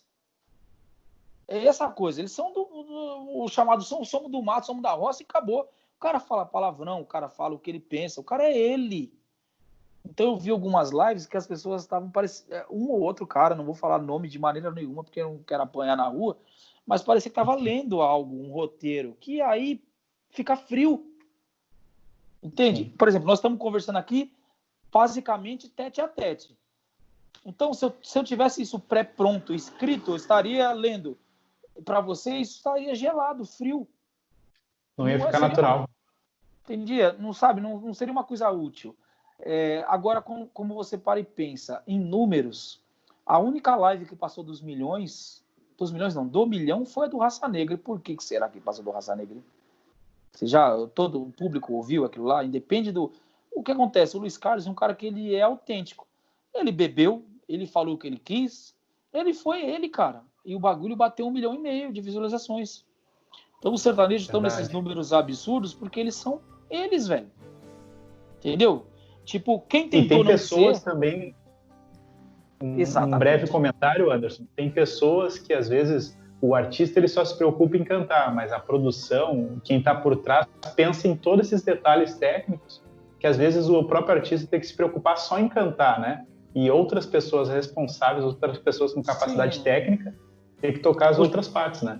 O gerenciamento, é isso que eu falo. O gerenciamento da carreira do artista tem que ser uma coisa que tem que correr igual, cara.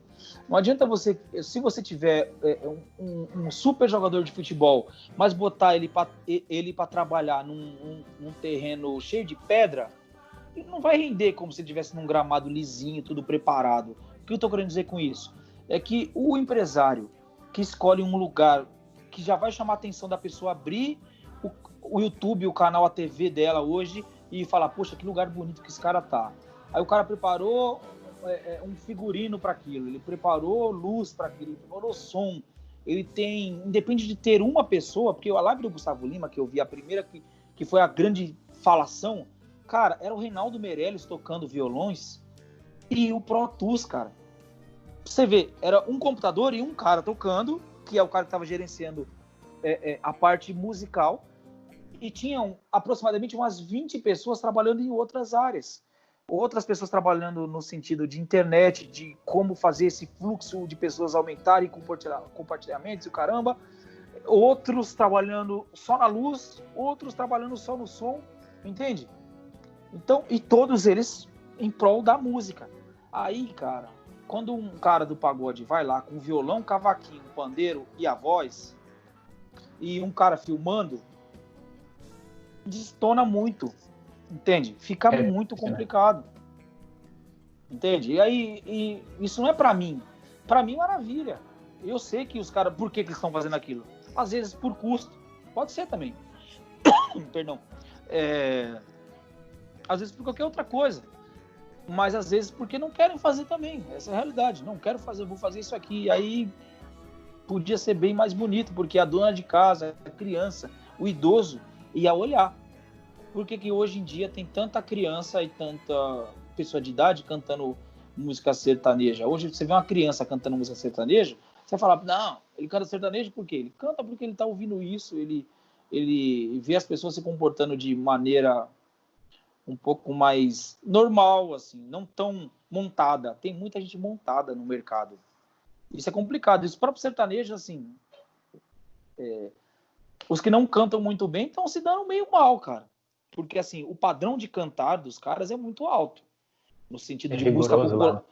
No sentido de música popular. Então, se você vai ouvir o Gustavo Lima, ele canta músicas altas, absurdas, e aí quando ele começa a dar alguma falinha, ele já tá muito louco, aí a atenção já saiu da música.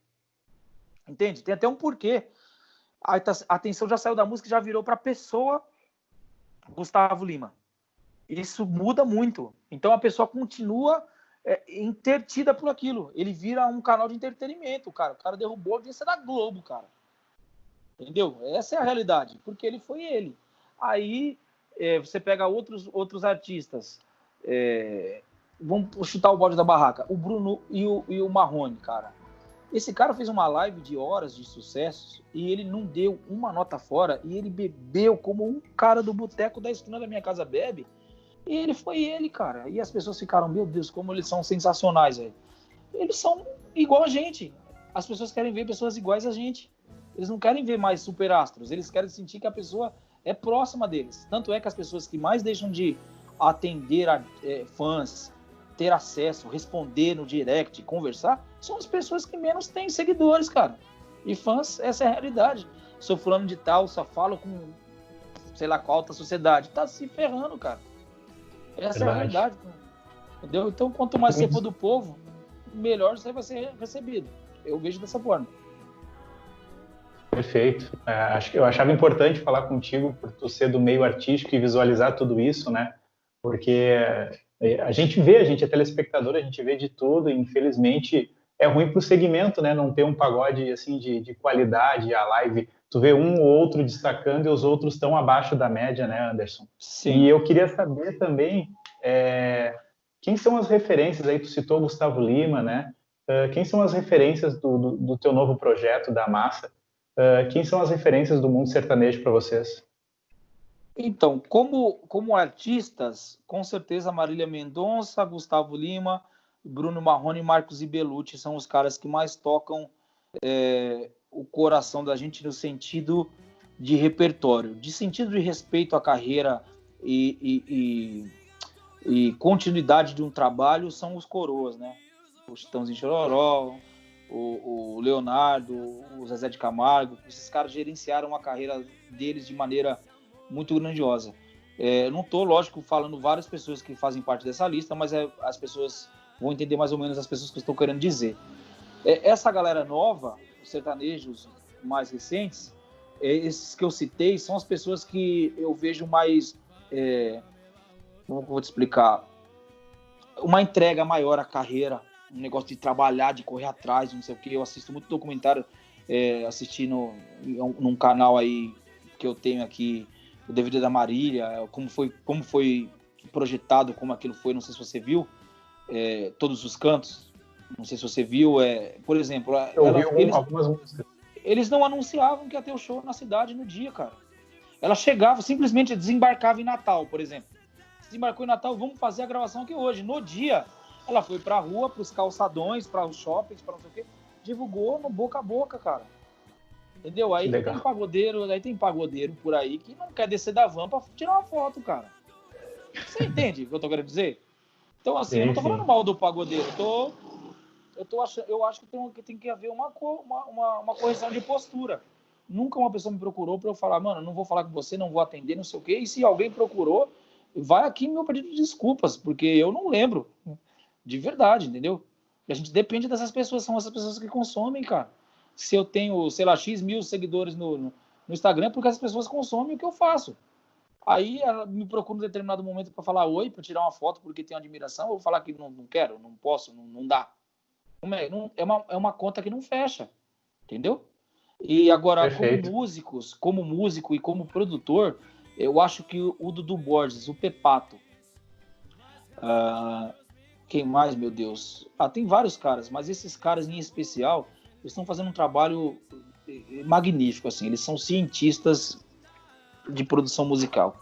Eles são muito minuciosos, eles são detalhistas, eles têm um cuidado absurdo com o repertório, que vale lembrar que a música, voltando pro pagode, se eu tocar uma música do Belo que explodiu nos anos 90, só voz e violão, o povo vai cantar. Não é só o arranjo. Porque naquela época se levava muito a sério o lance do repertório, que é o que o Ferrugem está fazendo de otimamente bem, que o Dilcinho está fazendo muito bem, entendeu? Escolhendo um repertório muito bonito. Eu acho que é isso, as pessoas precisam retomar certas raízes, cara, porque não adianta, velho. Você tem uma árvore, tem uma raiz, tem uma forma de fazer. Não adianta. Não tem receita para o sucesso, mas tem uma receita para você deixar a coisa pronta para que as pessoas consumam de maneira mais natural. Tá faltando isso, principalmente em alguns produtores, cara. Tá certo. Ô, Anderson, uma coisa que eu ia te perguntar, que eu acho que tu me falou uma vez numa entrevista isso, quando tu participou da banda do Belo, tu se sentia jogando no Barcelona, né? Tu olhava pro lado, tinha o Messi, no outro tinha o Ronaldinho Gaúcho. Realmente era o time do Barcelona, é um time muito bom. Hoje eu te pergunto, né? O teu time hoje do Amassa, ele é capaz de reproduzir esses grandes sucessos sertanejo? Tu formou um time bom? Tu formou um time que vai lutar pelo campeonato? Cara, de uma maneira muito incisiva, tranquila e responsável, eu te falo que passou muito das expectativas que eu tinha. Hoje nós temos um cantor que é um menino, mas é um cara absurdamente competente, cara. É um cara que chega a me assustar às vezes. Sendo bem, eu não tô aqui, ele nem tá perto de mim, porque eu não tenho costume de puxar o saco de ninguém, mas é impressionante a qualidade vocal dele assim. Quem ouvi-lo vai repetir essas palavras que eu tô falando. O pianista é um menino, amigo meu, menino assim, ele é mais velho do que eu, mas eu falo menino porque é costume mesmo. Nós fizemos a mesma faculdade de música, Ele é um cara que, como eu, é um profundo estudioso, ele gosta muito de música, ele produz também, não é só eu que sou produtor musical aqui. Ele é um cara estudado, engedrado, ama jazz assim como eu amo, que é aquele negócio que eu falei lá no começo. Eu comecei no sertanejo em tese. Eu não gosto de falar isso, mas as pessoas falam. Eu estourei no pagode, né? A galera me conhece muito pelo pagode, mas eu estudo jazz desde 98. O jazz e música instrumental brasileira, desde 98. Já se vão 22 anos fazendo isso. Eu não estudo outra coisa. Né? Inclusive o cara que eu citei, que é meu professor atual, porque eu acho muito importante você estar se renovando, se reinventando o tempo todo, é um cara que toca 100% música instrumental. Mas aí ele participou, por exemplo, o último Jazz International Jazz Day de 2019, ele foi o guitarrista de várias bandas, e tipo, tinha o Herbie Hancock tocando na banda, Antônio Sanz, são caras que são dos melhores músicos do mundo, entende? Então ele é um cara fenomenal, assim, acho que a gente precisa se reinventar. E o Amassa vai ser uma coisa que vai surpreender as pessoas, tanto musicalmente como no comportamento, porque isso foi a minha primeira, não sei se é regra a palavra, mas a imposição, que as pessoas fossem do bem antes de ser bons músicos, que as pessoas respeitassem outras pessoas e que a gente fizesse um voto que a gente sempre, independente de hoje estar atendendo uma quantidade, daqui um tempo milhões de pessoas, atendesse as pessoas muito bem, respondesse, tratasse de maneira humana. Essa foi a nossa primeira reunião. Falei, gente, quero montar a coisa, tem que ser assim, assim, assado, o repertório da maneira que eu falei, a banda da maneira que eu falei, mas principalmente como pessoa tem que ser dessa forma. Porque eu quero que as pessoas recuperem aquela coisa de, mano, vamos no show dos caras, que eles são muito da hora, velho. Eles recebem a gente, se nós não tiver como entrar, eles vão dar um jeito, entende? É esse tipo de coisa, esse tipo de sensação que eu quero que as pessoas tenham da banda da gente, cara. E com certeza vão ter, porque eu, para fiscalizar, eu sou chato pra dedéu. Bacana. Mas eu queria te agradecer, né? É 1h30 nem vou chamar de entrevista, é de conversa. Se eu pudesse, eu ficaria aqui 5 horas falando contigo, porque é assunto pra caramba. Só que eu não poderia terminar essa entrevista hoje sem perguntar, porque tu começou a falar, eu não deixei tu falar do Catinguelê, né? Eu queria saber da tua passagem no Catinguelê, porque tu começou a falar. Eu não sabia se tinha um salgadinho ainda ou não. E tu me citou também o Atitude 4. Tu trabalhou com o André, com o Marangoni, com o Lico, Sim. com esse cara tudo aí? Então, eu tava um dia... Vou te falar primeiro do Atitude 4, que é o cara que foi o que aconteceu primeiro, né? Isso foi no ano de 2002. Eu tinha Eles são voltado... de São Bernardo, não? De Diadema, na realidade. Diadema, no bairro do Campanário. Eles não são daqui, eles moravam ali, entendeu? A maioria são do interior, de Mojimirim, na realidade. Uhum. Eu fui fazer uma tour com um grupo chamado De Verdade, que era o antigo Caciquiano, onde eu participei em shows do Sem Compromisso, em Recife e tal, e morei lá por 6 meses. Quando eu voltei, cara, a gente volta procurando trabalho. E o Eliseu, que é o Eliseu Henrique, compositor, me ligou, falou, cara, estamos precisando de um músico aqui num lance que era um grupo Nuance. Precisa de um violonista e eu indiquei você.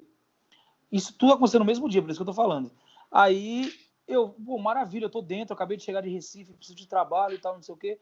E aí, maravilha. Aí ele desligou o telefone, em seguida, metros à frente, eu lembro que foi até na rua da prefeitura da minha cidade, me toca o telefone com o Johnny Marangoni falando comigo, cara, a gente vai voltar de Recife e precisamos de um cara para tocar violão e cavaquinho. Você topa fazer, cara? Eles estavam em Recife também nessa mesma época que a gente. Era o Sem Compromisso, era só transa, que nem era Atitude 4 antes, né? Quando voltou para São Paulo, virou Atitude 4.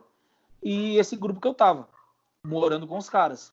Aí eu fui para lá. Aí trabalhei lá, acho que 5 meses. Foi pouco, uma passagem pouca. E aí o Nuance veio e me chamou, cara. E falou, a gente tá com uma agenda de 8 shows, de 6 shows na semana. E a gente toca... os caras estavam tocando de terça a domingo na tal da Vila Olímpia, que era uma vila que todo mundo conhece do Brasil inteiro, onde foi acontecer o tal do samba, do pagode universitário. Os caras estavam explodindo. Conheci lá. Muito E bom. aí eu falei pro Johnny, falei, cara, mano, me chamaram para tocar ali numa situação na qual eu provavelmente vá assumir a direção musical daquilo. Como eu te falei, eu sempre gostei de encabeçar certos projetos.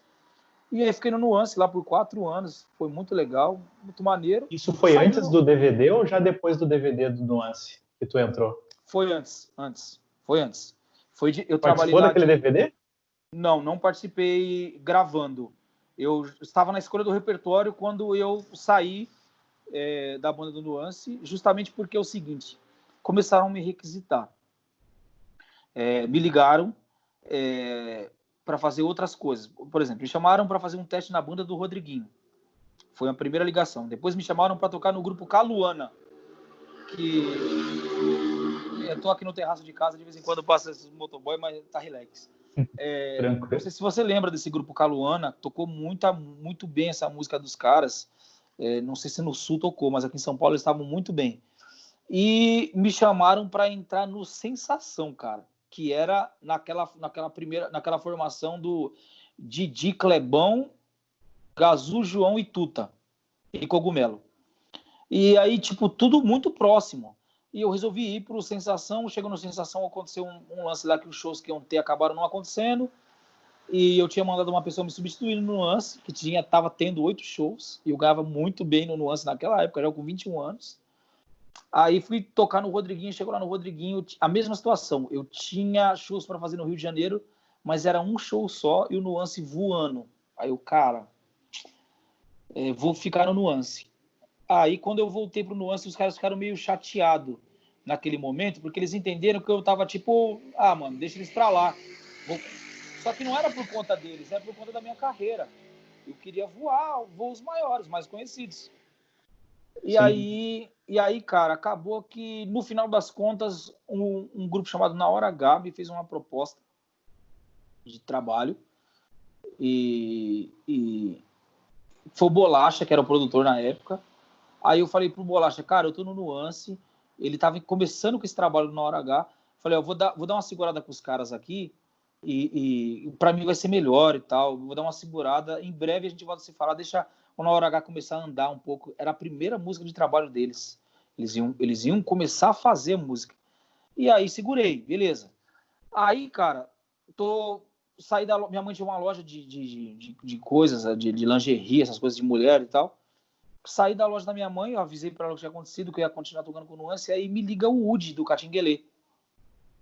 Ele me ligou e falou assim, cara, eu falei com o Marquinhos do Sensação agora no telefone, eu tô precisando de um cara que toque guitarra e guitarra MIDI, faça os pianos, né? Porque é uma guitarra que a gente usa e tem um pedal que faz os mesmos sons de teclados e pianos. E eu fazia isso pra caramba na época, né? Que tinha aprendido até com o Elton Meirelles, que era o guitarrista do Sensação.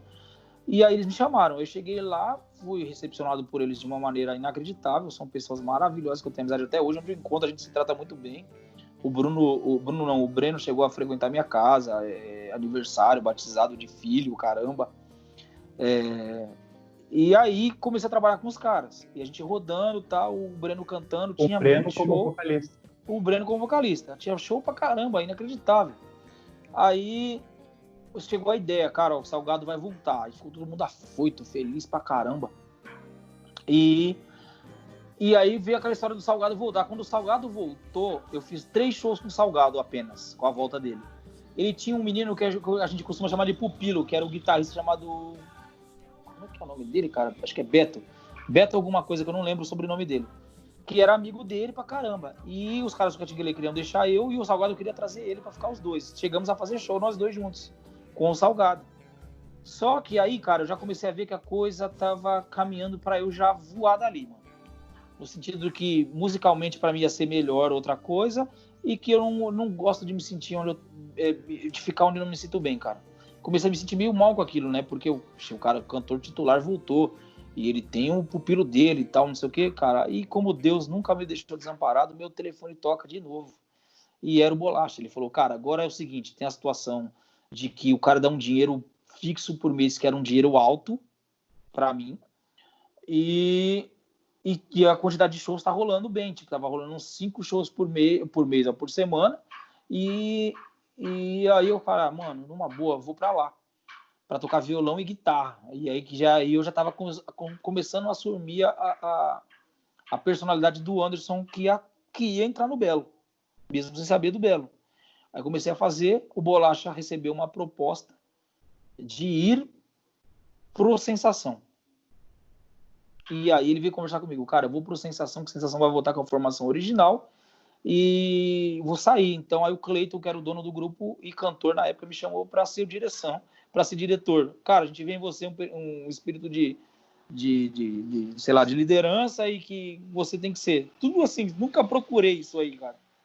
Aí virei o diretor da banda, né?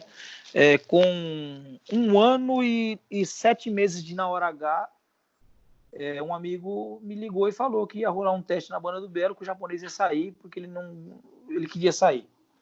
E aí aconteceu toda aquela história que eu já contei na outra entrevista. Antes desse episódio do Belo, nessas passagens que tu teve do Catinguelê, Na Hora H, Atitude 4, tu passou e o nível profissional desses caras era altíssimo? Ou tu chegou em alguma banda dessas novas e disse, meu Deus, os caras estão começando do zero. Tem muito show, mas os caras estão do zero. Vou ter que aprender, ensinar muita coisa. Como é que foi essa vivência? O Nuance, a gente criou o Nuance. Eu costumo dizer que existia um grupo chamado Samba Canção, que o Eliseu tomava conta com eles, mas o Eliseu estava com outro projeto que ele não foi para o Nuance, ele me indicou e eu ajudei junto com os integrantes que fundaram o Nuance, né, que era o Demo, o Vitinho, o Dado e o Wesley, que a galera chama de Lito, eu sempre chamo de Wesley porque eu conheci como Wesley, a criar a personalidade do Nuance e fazer o Nuance funcionar. Porque o Nuance era um grupo que começou a fazer justamente isso que eu acho que foi o diferencial, que pode ser a diferença das lives. Eles eram cavaquinho, violão, 2 percussionistas e os artistas. E tocavam em casas que tinham 700, 800 mil pessoas, às vezes até mais. Quando a gente começou a fazer o Santa Aldeia não, o Avelinos, que era uma casa gigante, cara, aí a gente falou, pô, cabe 3 mil pessoas aqui, como a gente vai tocar desse jeito?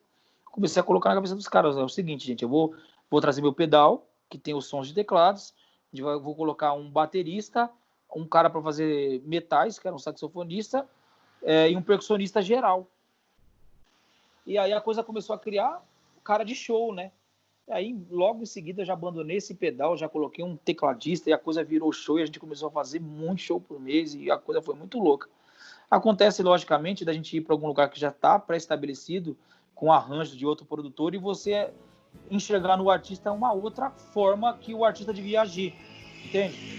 Tipo, o artista está cantando um sambão, entre aspas, um sambão que eu quero dizer, um samba antigo, e o cara não é notoriamente dessa parada, não é um cara que vivenciou isso, não é um cara que ouviu, ele está fazendo aquilo por pressão, por uma influência que de repente não seja a influência certa. Você vê que o cara pode render muito mais com outra forma, assumindo uma identidade, entendeu, cara? E aí foi aonde eu mudei algumas coisas em outros lugares, assim, entendeu?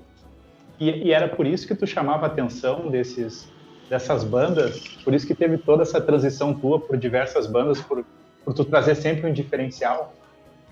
Cara, eu não sei, eu acredito que sim, mas assim, uma coisa que o Gonzalez fala que eu acho engraçado, mas eu concordo com ele no ponto de vista dele. Eu sempre meti a mão, cara. Eu cheguei pra tocar e toquei pra caramba, enfiei a mão, fiz a diferença tocando o meu som. As pessoas ouviam meu violão muito, eu sempre fui meio surdo, digamos, entre aspas, meu violão sempre foi muito alto, guitarra alta, violão alto, e na hora de arrancar o melhor das pessoas, eu acho que foi diferencial onde eu fui diretor musical. Porque muitas vezes eu peguei músicos que não estavam tecnicamente tão bons, mas eu sabia que eles tinham sentimento, que o cara tinha um dom, uma coisa, algo que me chamava a atenção, que eu tinha que extrair isso dele. Então eu tinha aquela paciência de falar, cara, não faz essa nota, faz essa que vai soar melhor, vai se encaixar melhor. Não precisa você fazer tanta frase no teclado, você pode só colocar o acorde para o cantor sentir e cantar como se você estivesse dando o chão para ele, entende?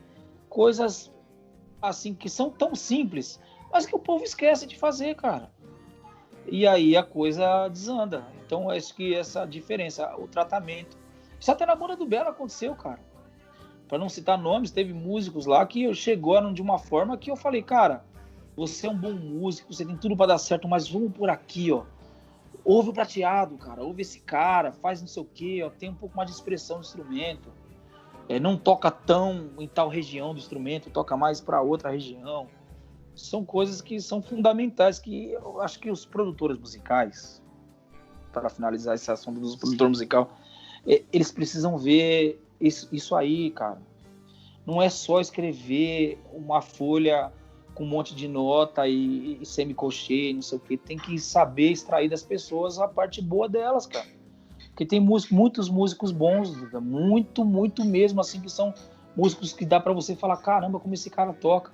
Mas que o cara tá tímido porque ninguém tá sabendo extrair dele o melhor dele, cara. Aconteceu, por exemplo, com o Jerry, que é aquele menino que foi baixista do Belo, que faleceu, infelizmente. Cara, ele chegou lá, ele nunca tinha tocado com um artista grande nenhum, cara. Só que ele era um menino que tinha uma expressão no baixo diferente. Só ele e o Claudinho tiveram a expressão mais próxima do Prateado, para ser bem sincero, cara. O Claudinho, porque sempre... O Claudinho Bonfim, né? Sempre foi um cara que respeitou demais o trabalho do Prateado e sempre tentou, de certa forma, extrair coisas do Prateado.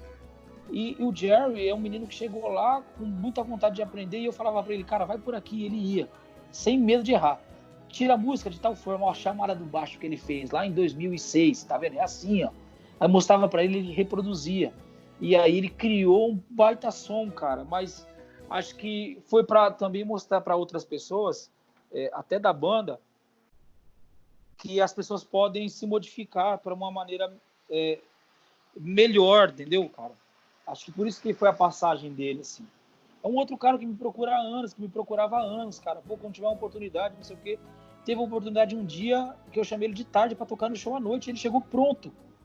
Ele chegou tocando, ele sabia todo o repertório, ele fez tudo certíssimo. A gente da banda falou, não é possível, cara.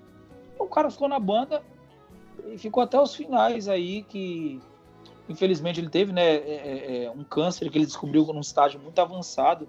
Ele achava que ele tinha um problema que, na realidade, não era aquele. Ele descobriu um câncer no estágio muito avançado. 30 dias antes dele falecer, ele pediu pra sair, cara, da banda, pra você ter ideia. Ele falou, cara, eu não tô bem, não tô me sentindo muito bem. Ou ele já sabia, que a gente até hoje não sabe. Eu quero ficar em casa com a minha família um pouco, porque eu preciso descansar, eu tô me sentindo muito mal. Ele chegou a fazer show, a gente fez um show na Tradição, no Rio de Janeiro, na escola de samba, que ele tocou o show sentado, cara. Então, quando eu vi aquilo, eu falei, cara, o negócio tá brabo pra ele. Aí ele foi pra casa, ficou 30 dias contados. A gente desembarcou do Samba Recife de 2016 ou 17, e aí chegou no nosso celular a notícia que ele havia falecido, assim. Foi um baque, foi triste, a gente chorou pra caramba, foi punk.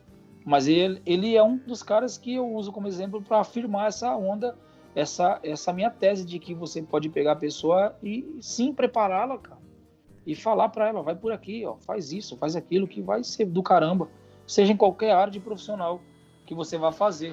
Lógico que você tem que ter, a pessoa já tem que ter um pouco de habilidade, né, mano, para fazer certas coisas, para a coisa funcionar. Esse teu lado humano aí se percebe muito até na hora de conduzir todos os músicos da tua banda, né? E até mesmo, Anderson, eu sou muito grato a ti por ter acreditado no meu trabalho, mesmo no começo. Eu estava recém me formando em jornalismo, estagiando e tudo, e tu acreditou no meu trabalho, tu me deu a oportunidade de trabalhar contigo. Aprendi muito na área do jornalismo contigo, de fato, assim, porque gerenciar ajudar a gerenciar uma carreira de um cara de renome nacional, foi muito diferente para mim. E eu sou muito grato por tudo que tu fez comigo. Cara, e eu cresci bastante. Direto ou indiretamente, você acabou trabalhando com o Belo, né, bicho? Porque você fez vários conteúdos que ele postou, que ele sabia que era você que estava fazendo. Então, é isso que eu falo. De repente, a falta de gerenciamento. Lá no Belo, eles achando bom ou não, existe essa falta de gerenciamento também na área de internet, por exemplo. É um show do caramba, um super cantor. Ele não posso dizer que ele é um cara que não atende fãs, porque ele atende muito bem, a maioria das vezes, as fãs. não é um cara que vira as costas, como eu já vi alguns virarem, para ser bem sincero. Só que nessa área da internet que eles deveriam investir, porque o povo hoje é o celular na mão, né? O mundo está na mão da gente. Eles investem muito pouco. Então, quando a gente começou a fazer aquilo para ele, e eu passando os conteúdos para ele, estava sensacional. A rede dele cresceu muito, as pessoas estavam amando aquilo lá. Então é isso que eu falo, né? De todos esses assuntos que a gente falou, às vezes um pouquinho de falta de gerenciamento ou falta de vontade numa coisa ou de outra que faz tanta diferença, né? E, cara, na realidade, a mesma coisa aconteceu com você. Eu falei, cara, mano, esse cara é um cara que tá estudando, que tá vidrado naquilo, que gosta daquilo que faz. Então, as pessoas que gostam daquilo que faz, elas transcendem a barreira do si mesmo. As pessoas começam a ver aquilo. É como se pelos poros as coisas saíssem, sabe, velho? Então eu vi em você isso e falei, mano, puta, esse cara é o cara que vai me ajudar. E me ajudou pra caramba, tá vendo?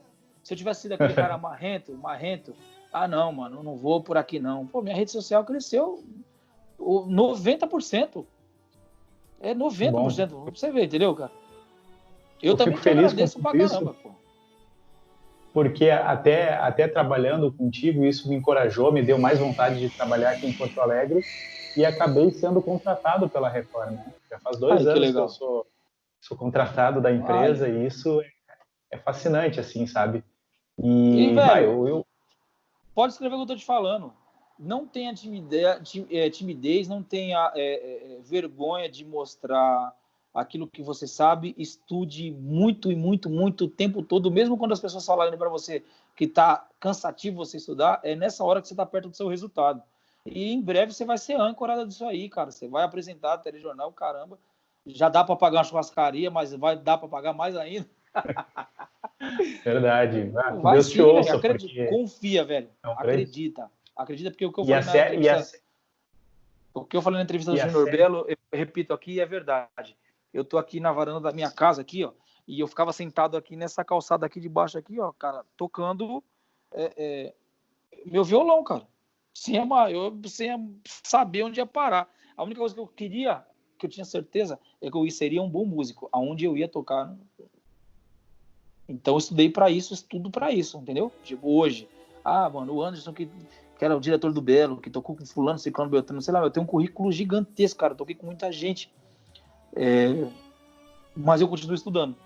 Porque eu ainda tô em busca da melhora de ser melhor, cara. Tanto como músico, como ser humano. É isso que a gente tem que fazer. Eu levo isso comigo também. Um dia eu quero crescer mais ainda profissionalmente. Quem sabe um dia morar em São Paulo, poder participar de um programa aí de São Paulo da Record, que é a sede aí. Programa que nem do Rodrigo Faro, um programa da Sabrina. Eu gosto dessa parte do entretenimento também, sabe? O jornalismo eu gosto bastante, é uma parte mais séria do que eu gosto de fazer aqui. Mas o entretenimento é uma coisa que me chama muita atenção. E mais uma vez, obrigado por tudo que tu fez por mim, pela minha carreira no início e vamos seguir essa amizade aí, né? Bom, com certeza, cara. A gente vai se falar, se Deus permitir assim, cara, velhinho, nós vamos fazer entrevista e dar risada disso tudo aí, cara. Porque sim, eu sou isso aí, mano, eu não vou mudar. Se eu tiver aqui, se eu for embora pro exterior pra tocar lá, fazer qualquer coisa pra morar, eu vou continuar sendo o mesmo aqui, cara. Aqui onde eu tô, onde eu estiver, vai ser a mesma coisa. E se você vier a São Paulo, pode me procurar, que vai ser muito bem-vindo aqui. Todo mundo que eu considero amigo, minha casa é a extensão da sua, velho. Entendeu? Então, valeu, de coração mesmo, não é ideia furada não, pode ficar em paz, que a gente tá junto aí, né? Porque também tem aquele negócio do tapa nas costas, que eu não sou muito fã, mas eu não gosto disso aí, não. O lance é sério mesmo. Tá, mano, eu acho assim, vamos fazer mais coisas dessas, de repente a gente faz com vídeo pra galera ver aí, não estão fazendo aí? Vamos fazer. Uns ao vivo no Instagram aí, nós tá com ao vivo no Instagram. Vamos fazer. E chama alguém na hora pra participar, enfim, vamos indo, cara. Vamos inventar coisas, vamos trabalhar junto aí também, o que tu tiver de ideia eu puder te ajudar e vamos retomar, né? Eu passei por uma fase na Record que eu tinha que me dedicar somente na Record. Agora essa fase passou, sabe? Agora eu tô mais leve, dá pra tocar os outros projetos simultaneamente. Ai, maravilha, bom saber disso. Temos uma massa para divulgar aí, ó. Vamos divulgar uma massa para explodir.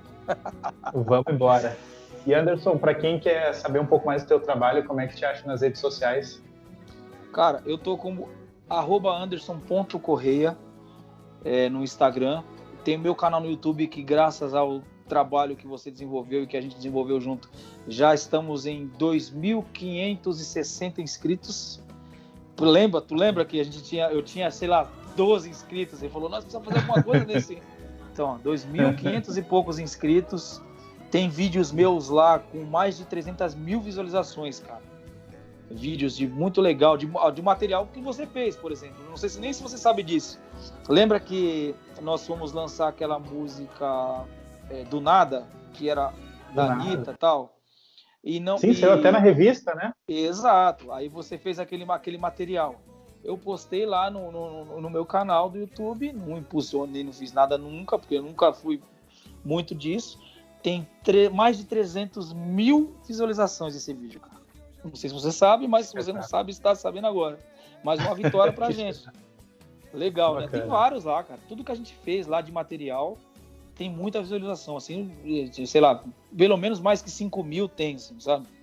Daqueles materiais que a gente fez. Então é muito legal ver o resultado disso, ver que a galera participa e eles comentam, eles mandam perguntas, enfim. Aí tô nesse canal do YouTube, né, que acho que é www.youtube.com/Anderson Correia, se eu não me engano é isso mesmo, Anderson Correia, e Facebook, Anderson Correia, vai me achar lá, acho que eu tô no 3º Facebook agora, porque tem uma galera que, não sei o que no Facebook, mas, cara, eu tenho uma rede grande no Facebook, que não pretendo deixar de ter, enfim, e vamos que vamos, velho, é isso aí. É isso aí. Parabéns aí pelo teu trabalho e que Deus abençoe esse novo projeto. Obrigado aí por 2 horas incríveis de resenha aqui, muito valiosas. Eu vou subir lá pro Spotify e vou compartilhar contigo aí para te compartilhar com a galera também. Maravilha, cara. Fica aguardando, vou compartilhar com certeza e em breve a gente faz aí algo para YouTube ou Instagram e aí você vai ver que a galera vai curtir muito, porque eu vou falar a verdade, velho. Eu vou falar, não vou maquiar nada. E acho que o povo quer ver isso, as pessoas de maneira natural.